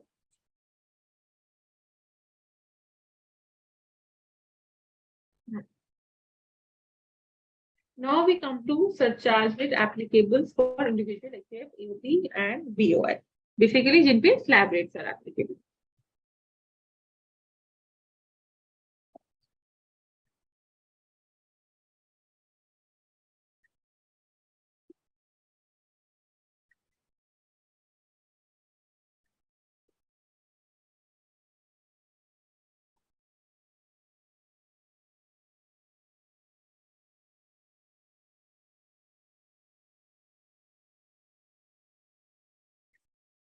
If you have not understood surcharge till now, please tell, because now onwards surcharge is getting more technical as we come to applicability of individuals, HUF, AOP and BOI, and even artificial juridical person. In which slab rates applicable to generally 0 to 2,50,000 no tax, 2,50,000 to 5 lakh at the rate of 5%, 5 lakh and above to 10 lakh at the rate of 20%, and more than 10 lakh with 30%. If it's a resident senior citizen, 0 to 3 lakhs no tax, 3 lakhs to 5 lakh 5%, 5 lakh and 10 lakh with 20%, and more than 10 lakh with 30%. If it's a resident super senior citizen, 0 to 5 lakhs no tax, directly 20% slab आएगा on the income above 5 lakh, which is 5 lakh to 10 lakh pay 20%, and 10 lakh above pay 30%. Got it? Yahan tak we all are sorted. Now, coming to surcharge. Again, this is on high income group people. So if you have an income more than 50 lakhs, but up to 1 crore, then surcharge rate is different. If you have income more than 1 crore, but up to 2 crores, then surcharge rate is different. If you have income more than 2 crores, but up to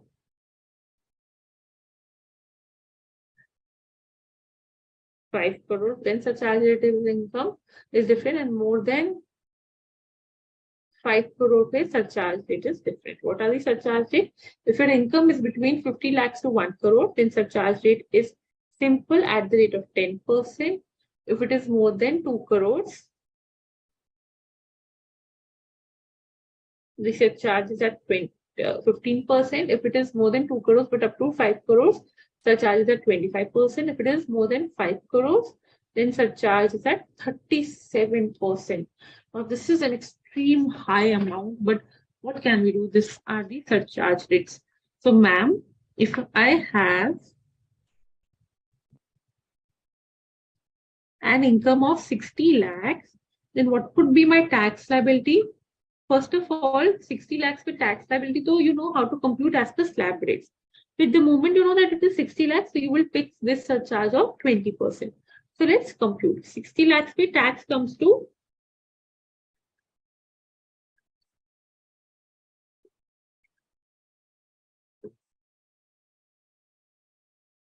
16,12500. ठीक है, इस पे I will apply surcharge at the rate of 10%.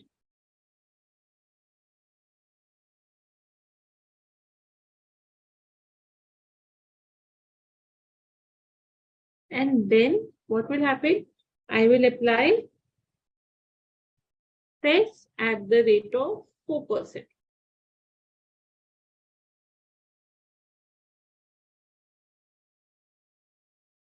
Okay.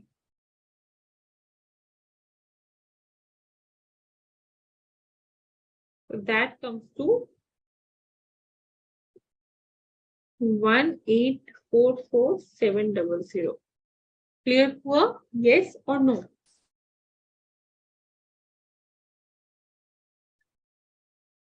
Yes. So income पे तो tax compute करना आ गया, but surcharges another step forward where you have to calculate tax and then you have to calculate tax on tax. If your tax amount calculation would be wrong, your surcharge would naturally be wrong and your cess would naturally be wrong. So always see what the question is asking, whether the question is asking for surcharge, whether the question is asking for cess, what is it asking?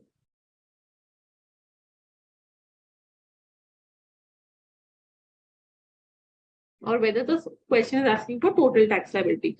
If the question talks about tax liability, it is obvious that they're asking for the final tax liability. उसमें you will not say कि ma'am tax liability बोला था और surcharge नहीं बोला था, इसलिए I only calculated till the tax amount. No, tax liability मतलब final tax liability.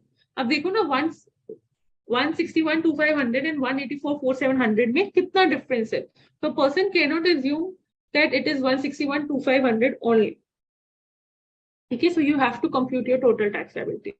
अब इसी बात पे quickly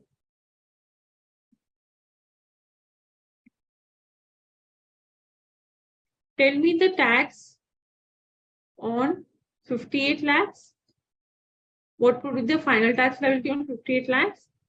And what would be the final tax liability on 1 crore 8 lakhs? 1 crore 8 lakhs.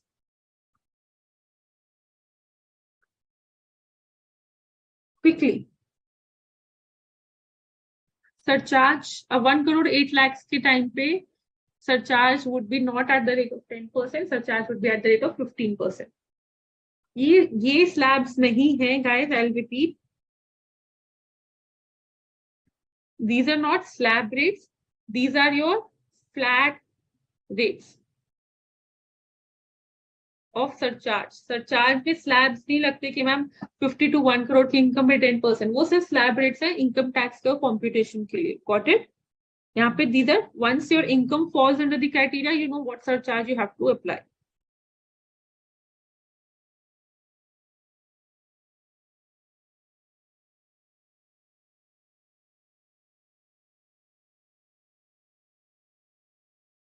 And as person who are studying income tax for the first time, individual and HUF is the most important one, firms and companies then.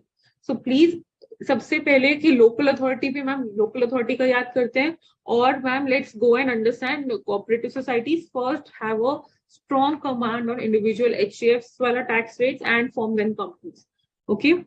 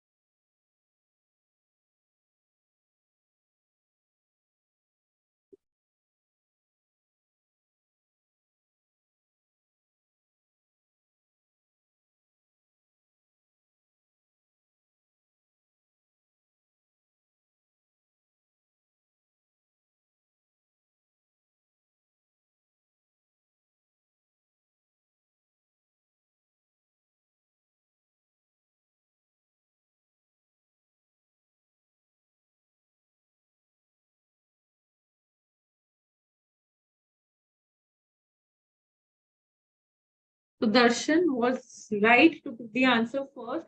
The answers are, should I reveal?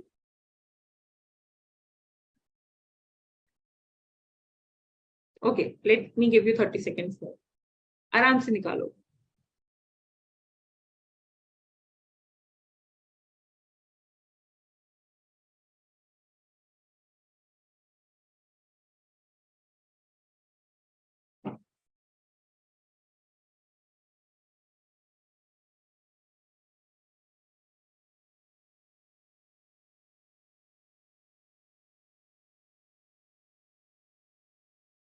On 58 lakhs, the correct answer is 17,76,016, 1776,060.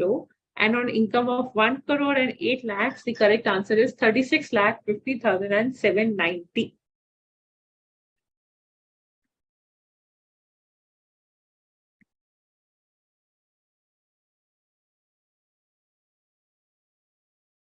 So very good. Who gave Darshan gave the correct answer at the first, then Diksha, super, and then Bhumika.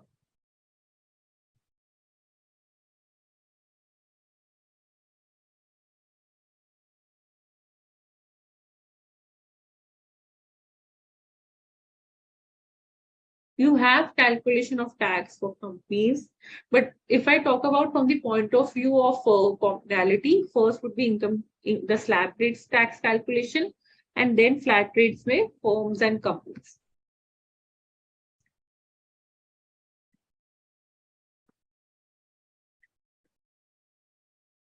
So for all my dear friends who did not get the answer, अभी देखो, अभी अगर ये concept पे we will lack, तो बाद में we will find it difficult to catch on. 58 lakhs पे, quickly if I calculate tax, it comes to 155,2500 plus 155,250 of surcharge at the rate of flat 10%. This is slab rate से. इस पे it comes to whatever the calculation comes. Then sets comes to 68310, and finally it comes to 1776060. So please see where the mistake was. 1 crore 8 lakhs पे see, if you will calculate the tax from, you will ultimately calculate the surcharge. So 1 crore 8 lakhs pay to come to 3052,500 plus surcharge at 15%, 45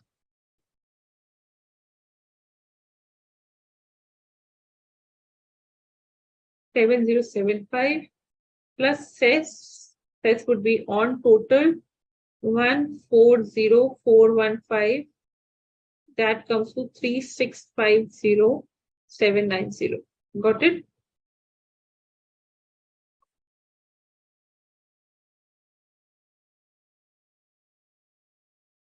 हाथ से calculation करने का आदत डालो, because otherwise you will not be able to find where the mistake is. Anisha, I hope it is clear now.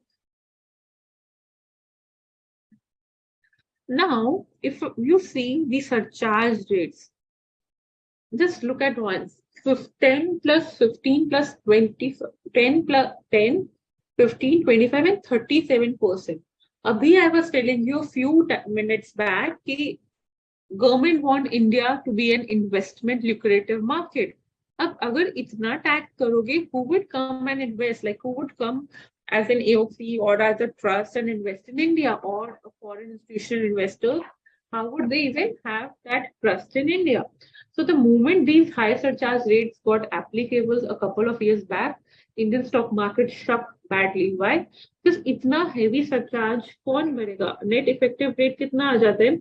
If I talk about somewhere around maximum marginal rate, what is this concept of maximum marginal rate? MMR.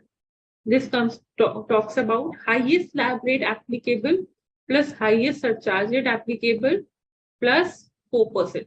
So 30 may, if I add 37% plus 4% if I do, it comes to 42.744. मतलब approximately 40% of your earning is you are paying in surcharge. What's the point, right?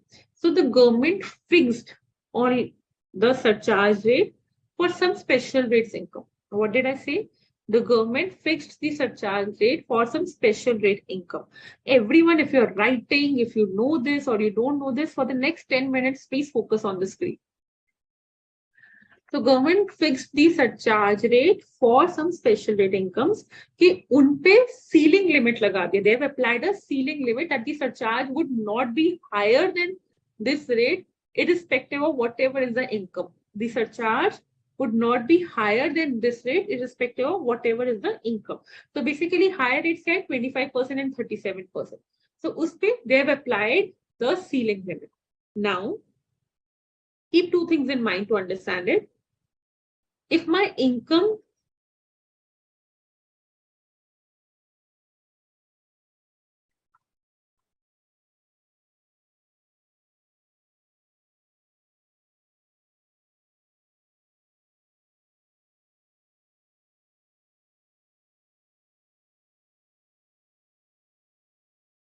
is say 40 lakhs, other income is 30 and 10. Any surcharge would be applicable. Total income is 40, out of which special rate income is 10, which is my long-term capital gain at 20%, or say my all capital related income, all investment related income, long-term capital gain on long-term capital gain, short-term capital gain at the rate of 15%, and dividend income. एक बारी once you understand capital gains, तो special rate incomes और easy हो जाएगा. But to understand this concept right now, keep in mind special rate income of 20%, long-term capital gain. Now, total income is 40 lakhs, other income is 30 lakhs, special rate income is 10. So 30 plus 10, 40. Will surcharge be applicable? No surcharge, ma'am, because income is not crossing 50. So no surcharge. Okay. Now, total income is 70 lakhs. This is 60 and this is 10. Surcharge would be applicable? Yes. How much surcharge? 60 lakhs pay you will calculate slab rate. 10 lakhs pay you will calculate the income at 20%. Total tax pay surcharge at 10%. Okay. I'm only talking about surcharges. I'm not talking about the incomes. Okay. Then total income is 1 crore 15 lakhs. Okay. 115 lakhs. This is 15 and this is 1 crore. Surcharge would be applicable. Yes. I have to see total income crosses the criteria, surcharge would be applicable. What rate of the surcharge would be applicable? Ma'am, at 15%. 1 crore pe I will calculate slab rate. 15 lakhs pe I will calculate 20%. Total tax aa jayega. Uske baad I will calculate surcharge, that is tax on tax at 15%. Fair enough. Now, next point. Total income is 2 crore 50 lakhs. 2 crore 50 lakhs, 250 lakhs. All is my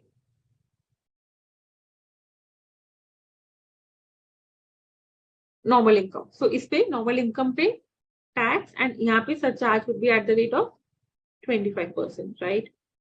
Then total income is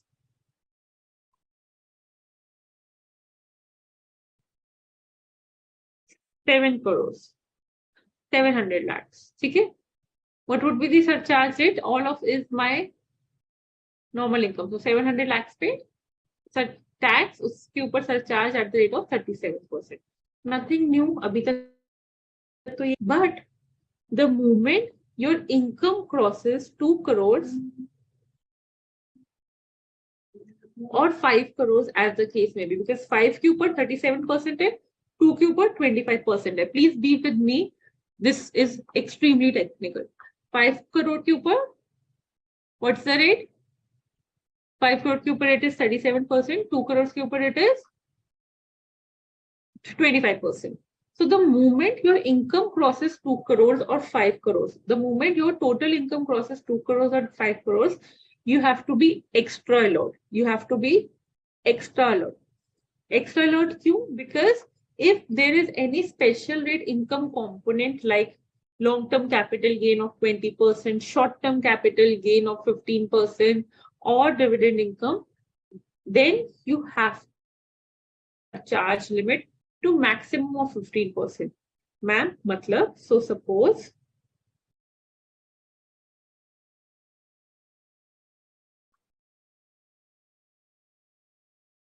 my total income is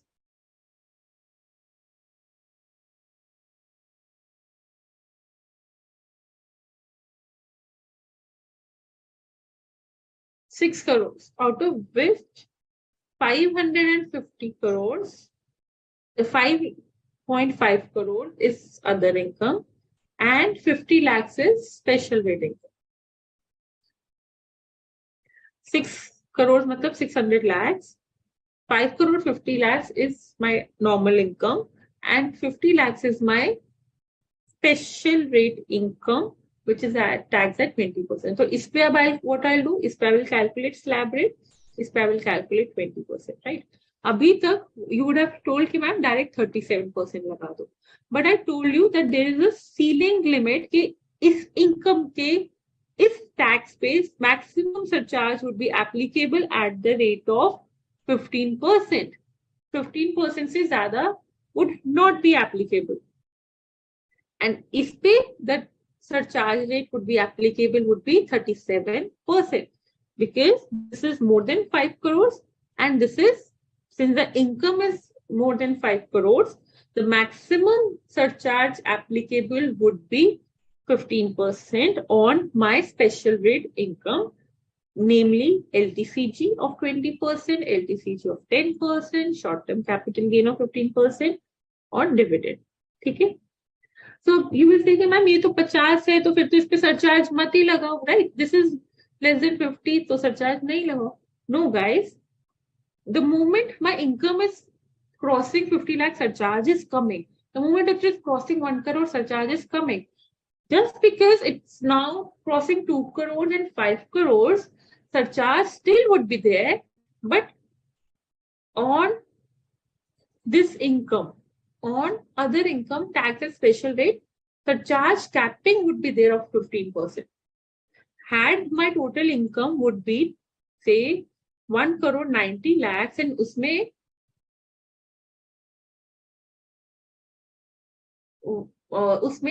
से 1 crore 50 lakhs का normal income होता and 40 lakhs का मेरा special rate income होता, you would have applied इस पे 15% also.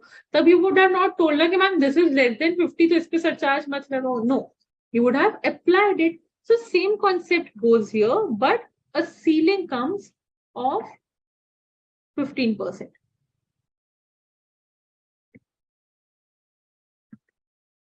ठीक है?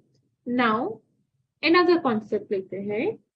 This is 300 lakhs, out of which this is 2 crores and 10 lakhs, and this is 90 lakhs. Now what would be the surcharges? इस पे whatever income comes, surcharge would be 25%. इस पे whatever tax comes, sorry, whatever income tax comes, surcharge would be 25%. इस पे whatever income tax comes, surcharge would be 15%, because there is a ceiling of 15%. Okay, on these incomes, you cannot have surcharge on the tax of more than 15%. Got it?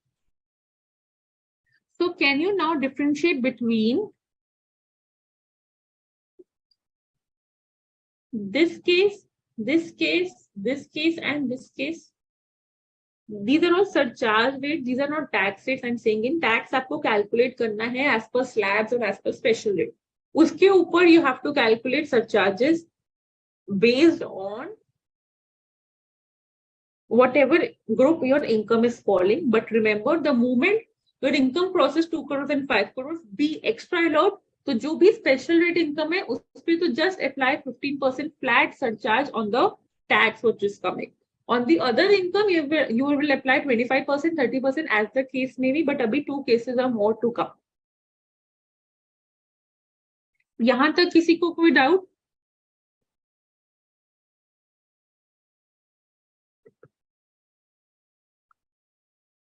Guys, yes, no, look at the screen.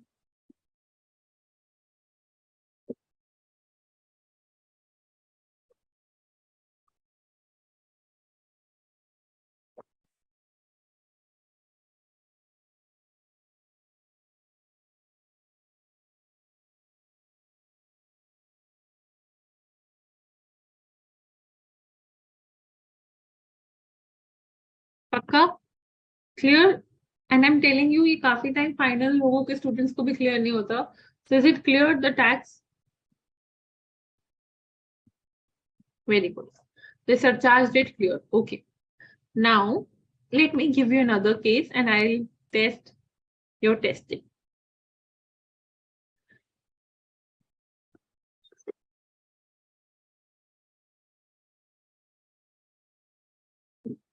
Same situation. Income is 300 lakhs. This is 1 crore 90 lakhs and this is 1 crore 10 lakhs. Now, what would be the surcharge rate?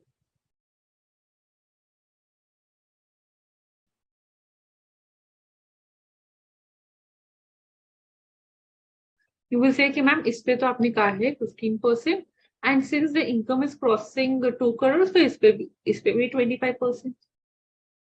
But now I beg to differ, my dear students. इस पे भी I will say 15%. So even if income is crossing 2 crores, surcharge, the ceiling limit is 15% on special income. That is true. That is correct. But surcharge on the other income here also, or surcharge on the tax of other income here, or the normal income here would be 15%. You would say, ma'am, why? दोनों cases में difference क्या है? The case this and case this. What's the difference that it is crossing, ma'am? यहाँ पे तो आपने 300 lakhs पे 25% लगाया, यहाँ पे 300 lakhs है, यहाँ पे आप 15% लगा रहे हो. चलो ये तो समझ आया that this should be 15%. Why? Because there is a ceiling limit of surcharge on other income. This we got it. But ma'am, why this 15%? Now यहाँ पे students is a catch. Even if my income is crossing 2 crores, but excluding the special rate income, it is not crossing 2 crores, then the higher surcharge would not be applicable. Why? Because इस पे तो ceiling limit लग के वो different हो गया. Just because of this income, my income is crossing 2 crores. Otherwise, it would have not crossed 2 crores. ठीक है? Since just because of this, my income is crossing 2 crores. Otherwise, my income would have been up to 2 crore and up to 2 crore pe tax. Pay surcharge is only how much? 15%. So just because of my other special rate income, my income is crossing 2 crores, why should I give the tax? Or why should I give the surcharge on the higher rate? So that's why you have to make another check that excluding the other special rate income, whether my income is more than 2 crores, if the answer is yes, this comes under this category, surcharge at 25%. If the answer is no, this comes under this category, surcharge at the rate of 15%. Simple. So can I say, till the time when income is up to 2 crores, there is no checking. Flat 10% or 15% surcharge, irrespective whether it's a special rate income or whether it's a normal rate income. Once you compute the tax, add 10%, add 15% if it is more than 50 lakhs, add 10% if it is more than 1 crore but up to 2 crore, add 15%, right? But the moment your income crosses 2 crores, what you have to be attentive of, first, remove special rate income. Uspe flat 15% surcharge would come. Then see whether my normal income is crossing 2 crores without the special rate income. If it is crossing 2 crores, then the obviously 25% aega. If it's not crossing 2 crores, then it would come to the immediately before wala surcharge rate, which is 15%. Got it? Similarly, let me make a comparison under this situation of 600 lakhs.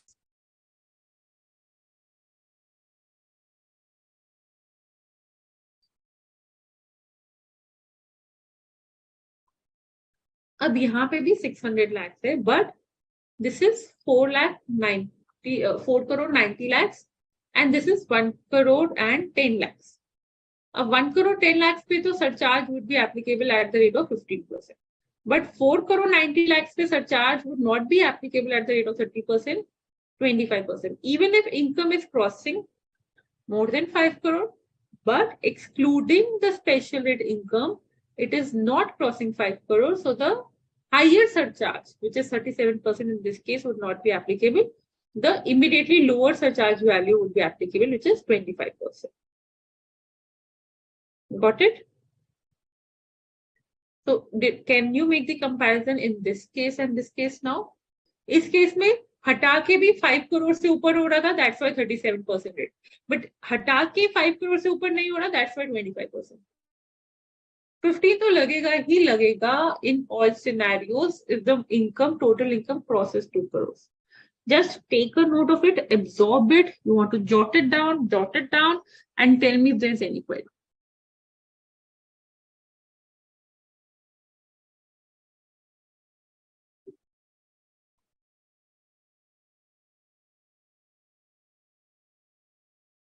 Darshan, concept by concept चलो, clear है? If there is no special income, Abhiram, special rate tax would, special rate tax would not come. So पूरा का पूरा income पे पूरा का पूरा 25% or 37%, as the case may be.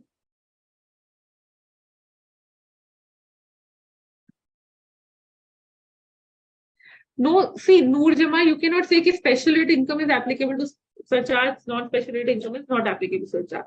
Surcharge gets triggered the moment my total income crosses the limits. अब वो एक बार ही total income cross कर दिया, surcharge is there. That is for sure. Irrespective my other income is low or irrespective my special income is low, that does not matter. But the moment it crosses 2 crore and 5 crores, you have to be attentive.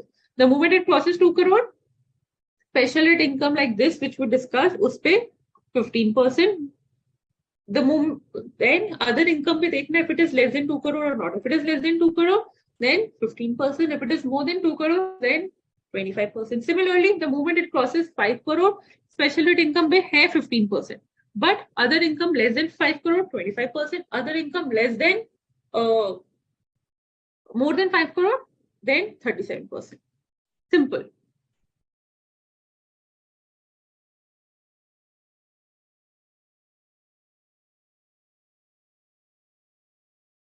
2 lakhs, Diksha, what is 260 and what is 40? Which is your special rate, which is your non-special rate? If 300 lakhs is the income and 300 lakhs is an income and 2 crore 60 lakhs is normal income and 40 lakhs is special rate income, then 40 lakhs pay surcharge would be 15% and 2 crore 60 lakhs pay surcharge would be 25%. Because even if by removing the special rate income, it is still more than 2 crore, so tax more than 2 crore तो देना ही. Step by step चलोगे ना. पहले surcharge समझने के लिए, first if you follow, तभी मैंने सब कुछ एक साथ नहीं किया. First, if you follow this, then you understand this, then you understand more than 1 crore, then you understand more than 2 crore with no special rate income, then you understand more than 5 crore with no special rate income, then you understand more than 2 crores and 5 crore respectively with normal incomes being more than 2 crores and 5 crores, then you understand more than 2 crore and 5 crore case with normal income less than 2 crore 5 crores. You will get it.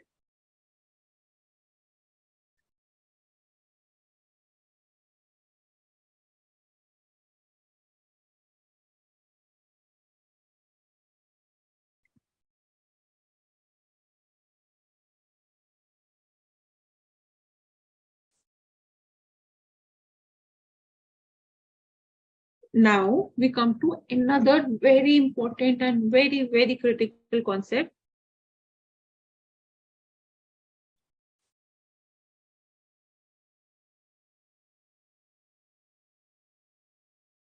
Which is called marginal relief. At your stage, an MCQ or a question can come from this marginal relief. अब उसको समझने के लिए ये थोड़ी देर के लिए special rate वाला पार्ट हटा दो, एक सिंपल सा चीज सामने रखो. A person, बेचारा Mr. X, his income is 51 lakhs. Now you see why and what has happened with him. His income is 51 lakhs. What would have been the tax and surcharge? Quickly.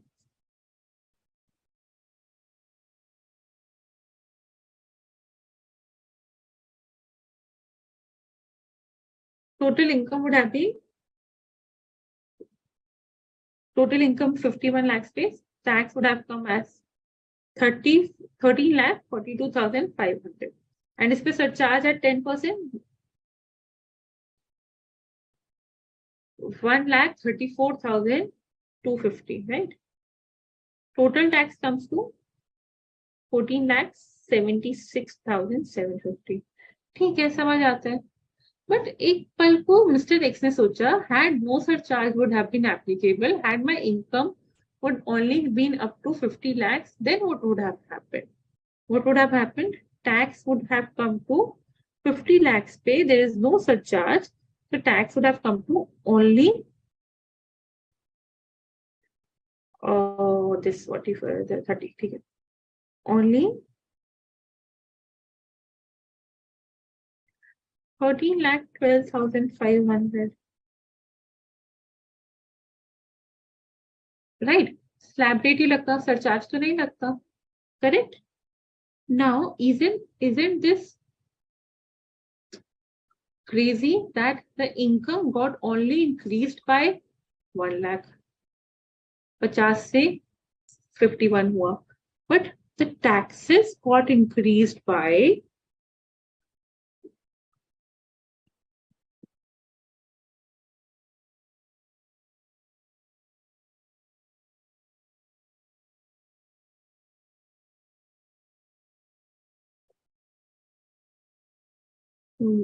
1,51,750.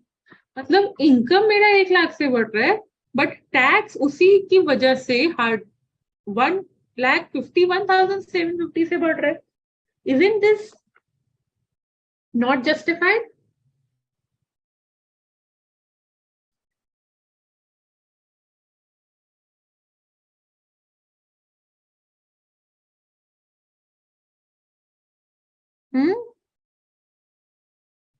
This is not justified, right?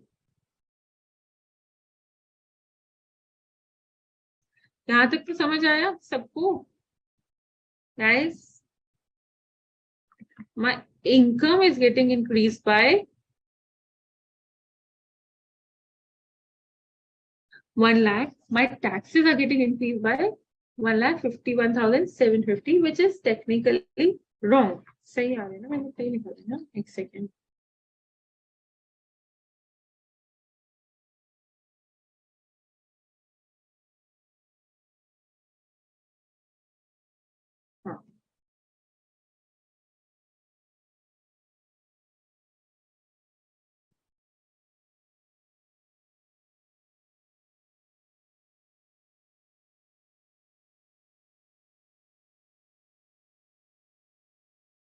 So, for such situation, अब वो हुआ क्यों?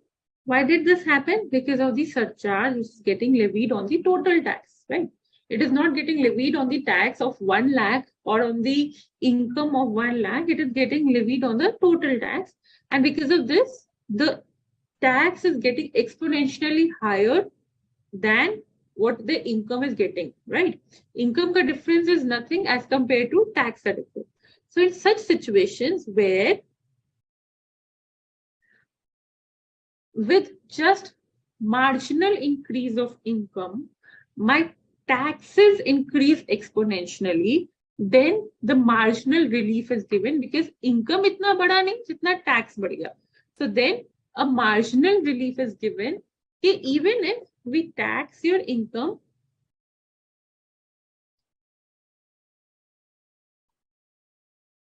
at 100%, even if we tax your entire increase of difference at 100%, which would be 1 lakh को भी अगर मैं 100% पे भी टैक्स करूं, तब कितना टैक्स आता? 1412500. Even if you would have paid the entire increase of income as tax, then also you are still paying a less tax because of surcharge, right? Even if on the additional increase in income, I apply tax of 100%, then also you are paying the tax at much lower rate. So this difference of actual tax with surcharge minus the tax on 50 lakhs plus the 100% of increase would become my marginal relief.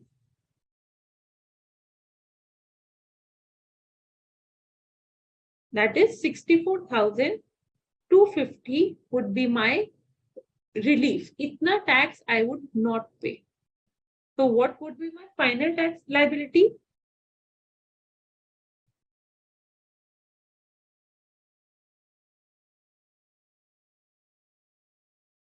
One four 12500 plus cess of 4%, that is 1469000. Now let me explain it again. Marginal relief is a concept given to income tax holders who have to pay exponentially higher tax because of increase in income by marginal amount, which attracts surcharge now. Now, since in this case, the income got increased only by a small amount of 1 lakh, but the taxes got increased by more than 100% of the income. That's why the maximum capping or the maximum tax that would be applicable to a person in such scenario would be 100% of additional tax over and above the tax liability, which otherwise would have not come had it there been a lower surcharge or no surcharge. So that, sorry so much. So that would, in this case, my total tax liability would be 14,12,500, which otherwise would have been coming to 14,76,750. So the difference is the relief which I got. Different relief matlab tax se chhoot mil gaya of 64,250. So you can say that the final tax liability would be the tax liability immediately coming before surcharge or with a lesser rate of surcharge plus 100% tax on the difference of income. That would be my final tax liability, and the relief would be the surcharge that otherwise was coming plus the final tax liability minus the final tax liability. That would be my marginal relief. Now, if I have to explain how it is given in your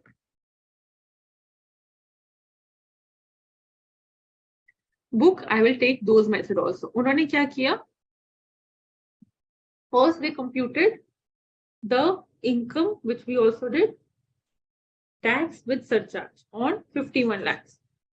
Okay, ये आ गया. Then they computed the tax on 50 lakhs. क्योंकि surcharge trigger कहाँ से हो रहा है? 50 tax above से. तो वहां पे tax कितना आया? 13,25,000. They got the difference of 1 lakh, correct? So the tax payable on total income of 50 lakhs plus the excess of total income of over 50 lakhs, जो we did, would be 1425. That means whatever the tax was coming up to 50 plus 100% of the tax on the increase on income is 14,20,500. Now tax payable would be either this or this. Obviously this is lower, so this becomes my tax payable, and the difference between this and this becomes my marginal relief. So if someone asks you to compute tax, you will say the tax is 14,12,500 plus cess, which is 1469. But the marginal relief is, before cess aata hai, the marginal relief is 14,76,750 minus 14,12,500, because utne ka tax you are not paying, correct? Cess to baad mein laga. Cess is compares apples and apples. Surcharge के साथ वाला amount, यहाँ पे भी surcharge के साथ वाला amount. So marginal relief is a concept whereby even if you are taxing 100% of your increase in income, still it is not matching the surcharge that should have been. So utne ka difference you get as relief. We'll do another question. अब यहाँ पे marginal relief का compute करने का एक और method है.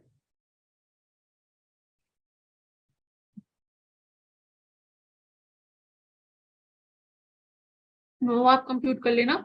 मेरे लिए best method is this, that even if I compute when I add 100% of the tax on the difference of increase, still it is coming less than the tax which should have been. So उतने का difference मुझे relief मिल जाएगा. Simple. So I'll give you another example of 1 crore. A 1 crore day.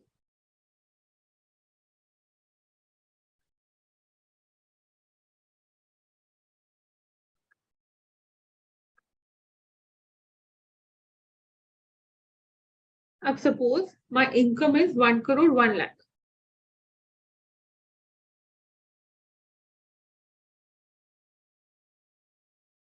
1 crore 1 lakh पे कितना tax and surcharge बना? Surcharge would have been applicable at the rate of 15%, right? कितना tax and surcharge बना? Guys, 1 crore 1 lakh पे quickly साथ साथ करेंगे. 1 crore पे tax कितना है? 2842,500 plus surcharge 15% लगाया 426,375. This comes to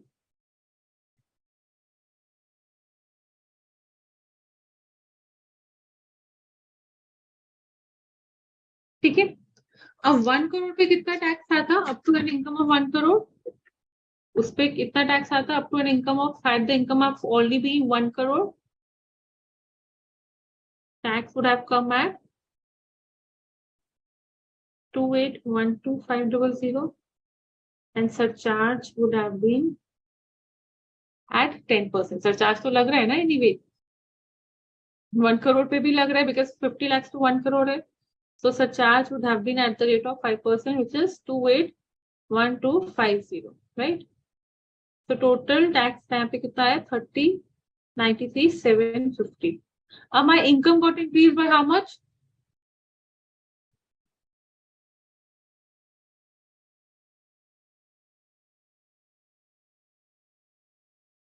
By only 1 lakh. But my taxes got increased by how much? This minus this. So that means it's a case of marginal relief. Marginal relief identify कैसे करोगे? When the difference of increase in income is, or when the difference of increase in taxes is much, much higher than the difference of increase in income. So that means it's a case of marginal relief, which in this case it is. So, which is my income is only increasing by 1 lakh, but my taxes are increasing by close to 1,75,000, which is not fair. So that means it's a case of marginal relief. Now, how would I compute marginal relief? I say even if the 100% increase is taxed,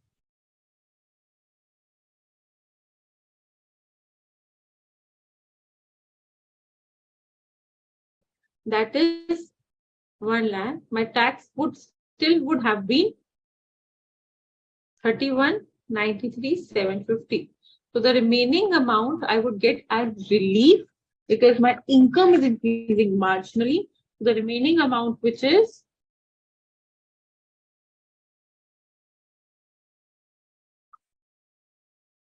1 lakh, 75,125.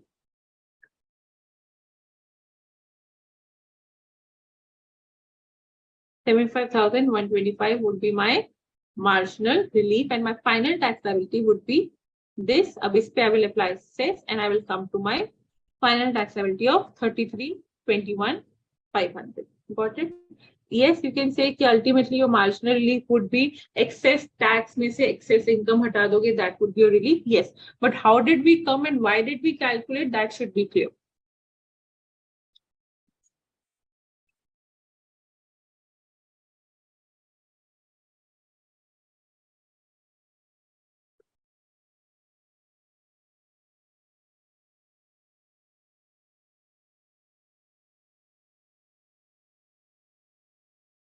Is it clear? दोनों questions में,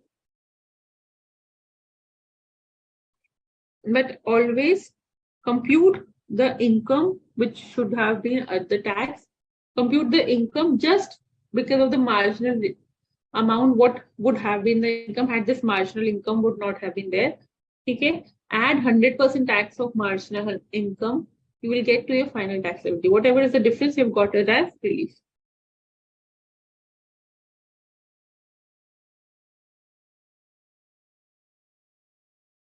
Very good. Correct. So with this, marginal relief is also clear. And the last and the final and the most baby concept of this chapter, I know undisclosed income रह गया, वो एक बारी पढ़ना नहीं आएगा, I will do it. But I want to explain the technical part most importantly.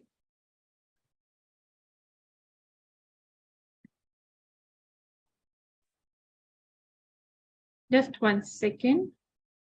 So the technical final part is rebate. Now relief or rebate में फर्क क्या है? Relief marginal relief है for the surcharge increment. Now this is a rebate. Now this rebate is given to only and only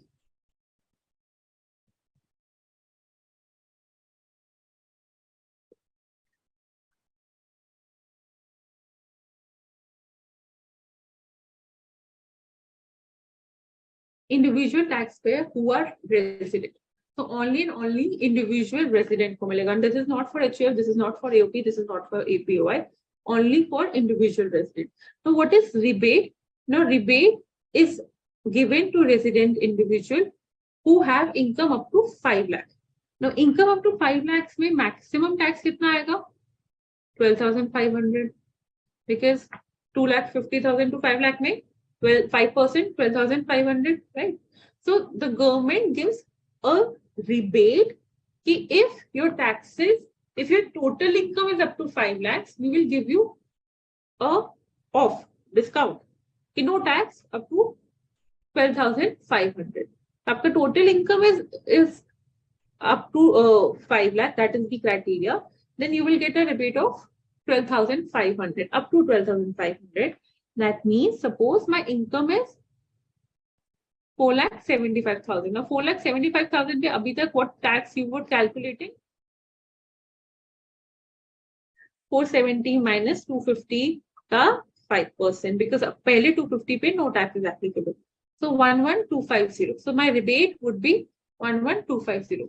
The tax amount or 12,500, whichever is lower. Refund नहीं मिलेगा इस वजह से, but the amount of tax up to 12,500. If your income is up to 5 lakh, you will get a rebate of this and no tax will be further payable. But remember, even if your income increases by 1 rupee, 5 lakh 1 ho gaya ya 5 lakh 10,000 ho gaya, you will not get the rebate at all. This is only for low taxpayers. They are given an off, and that off is up to 12,500 or the tax amount, whichever is less. Health and education cess add करने से पहले you have to compute it. Got it? But it's only for low income resident individuals. Got it? So with this, my basic concept जो मुझे main समझाना था, all of it is clear. Only undisclosed income is left, but because we are already a much more than our time, just give it a read. If you do not get it, I'll be very happy to take care of. So today we understood about what we understood about computation of income. We understood about exceptions to previous year and assessment year being different. Previous year ka income generally is assessed in assessment year, which is immediately following that previous year. But there are 5 exceptions which we covered. Then we understand computation of income. Then we picked up one by one tax rates for individuals, HUF, AOP, BOI as per the slab rates, firms and local authorities at 30%, domestic company 25% or 30%, and foreign company 40%. Then we understood their surcharge. Surcharge is just 1 second.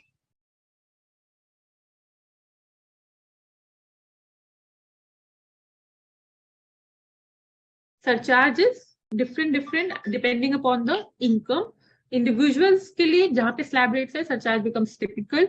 So please remember them. Remember always to add cess on your total income tax, and which is including surcharge. And if it's a low income rate, which is up to 5 lakh, give rebate. The moment your income is getting marginally increased and surcharge is getting applicable, maybe at 10% or 15%, just immediately see the marginal relief hai and apply it. How do you check marginal relief? You have to check that difference of income and difference of taxes. If difference of taxes more than difference of income, there is a marginal relief. How much would be a marginal relief? Simple, total tax just before the higher surcharge plus the 100% of income difference, that would be your total tax. That has to be minus from your otherwise surcharge which you have computed, otherwise income tax which you have computed, and you will come to your marginal relief. Marginal relief is also claimed. Automatically आपका tax कम आएगा. If you want to practice a lot of questions on income tax and the tax rate, first do your module illustrations and questions हैं. Second, we did so many questions today. I even lost the count. And lastly, there is income tax calculator or income tax websites. Just put in the figure, calculate it, and check it whether you're getting the right amount or not. Okay. So see you in the next class. It was a great time with you, and kudos to all of you to be very participative. Thank you so much.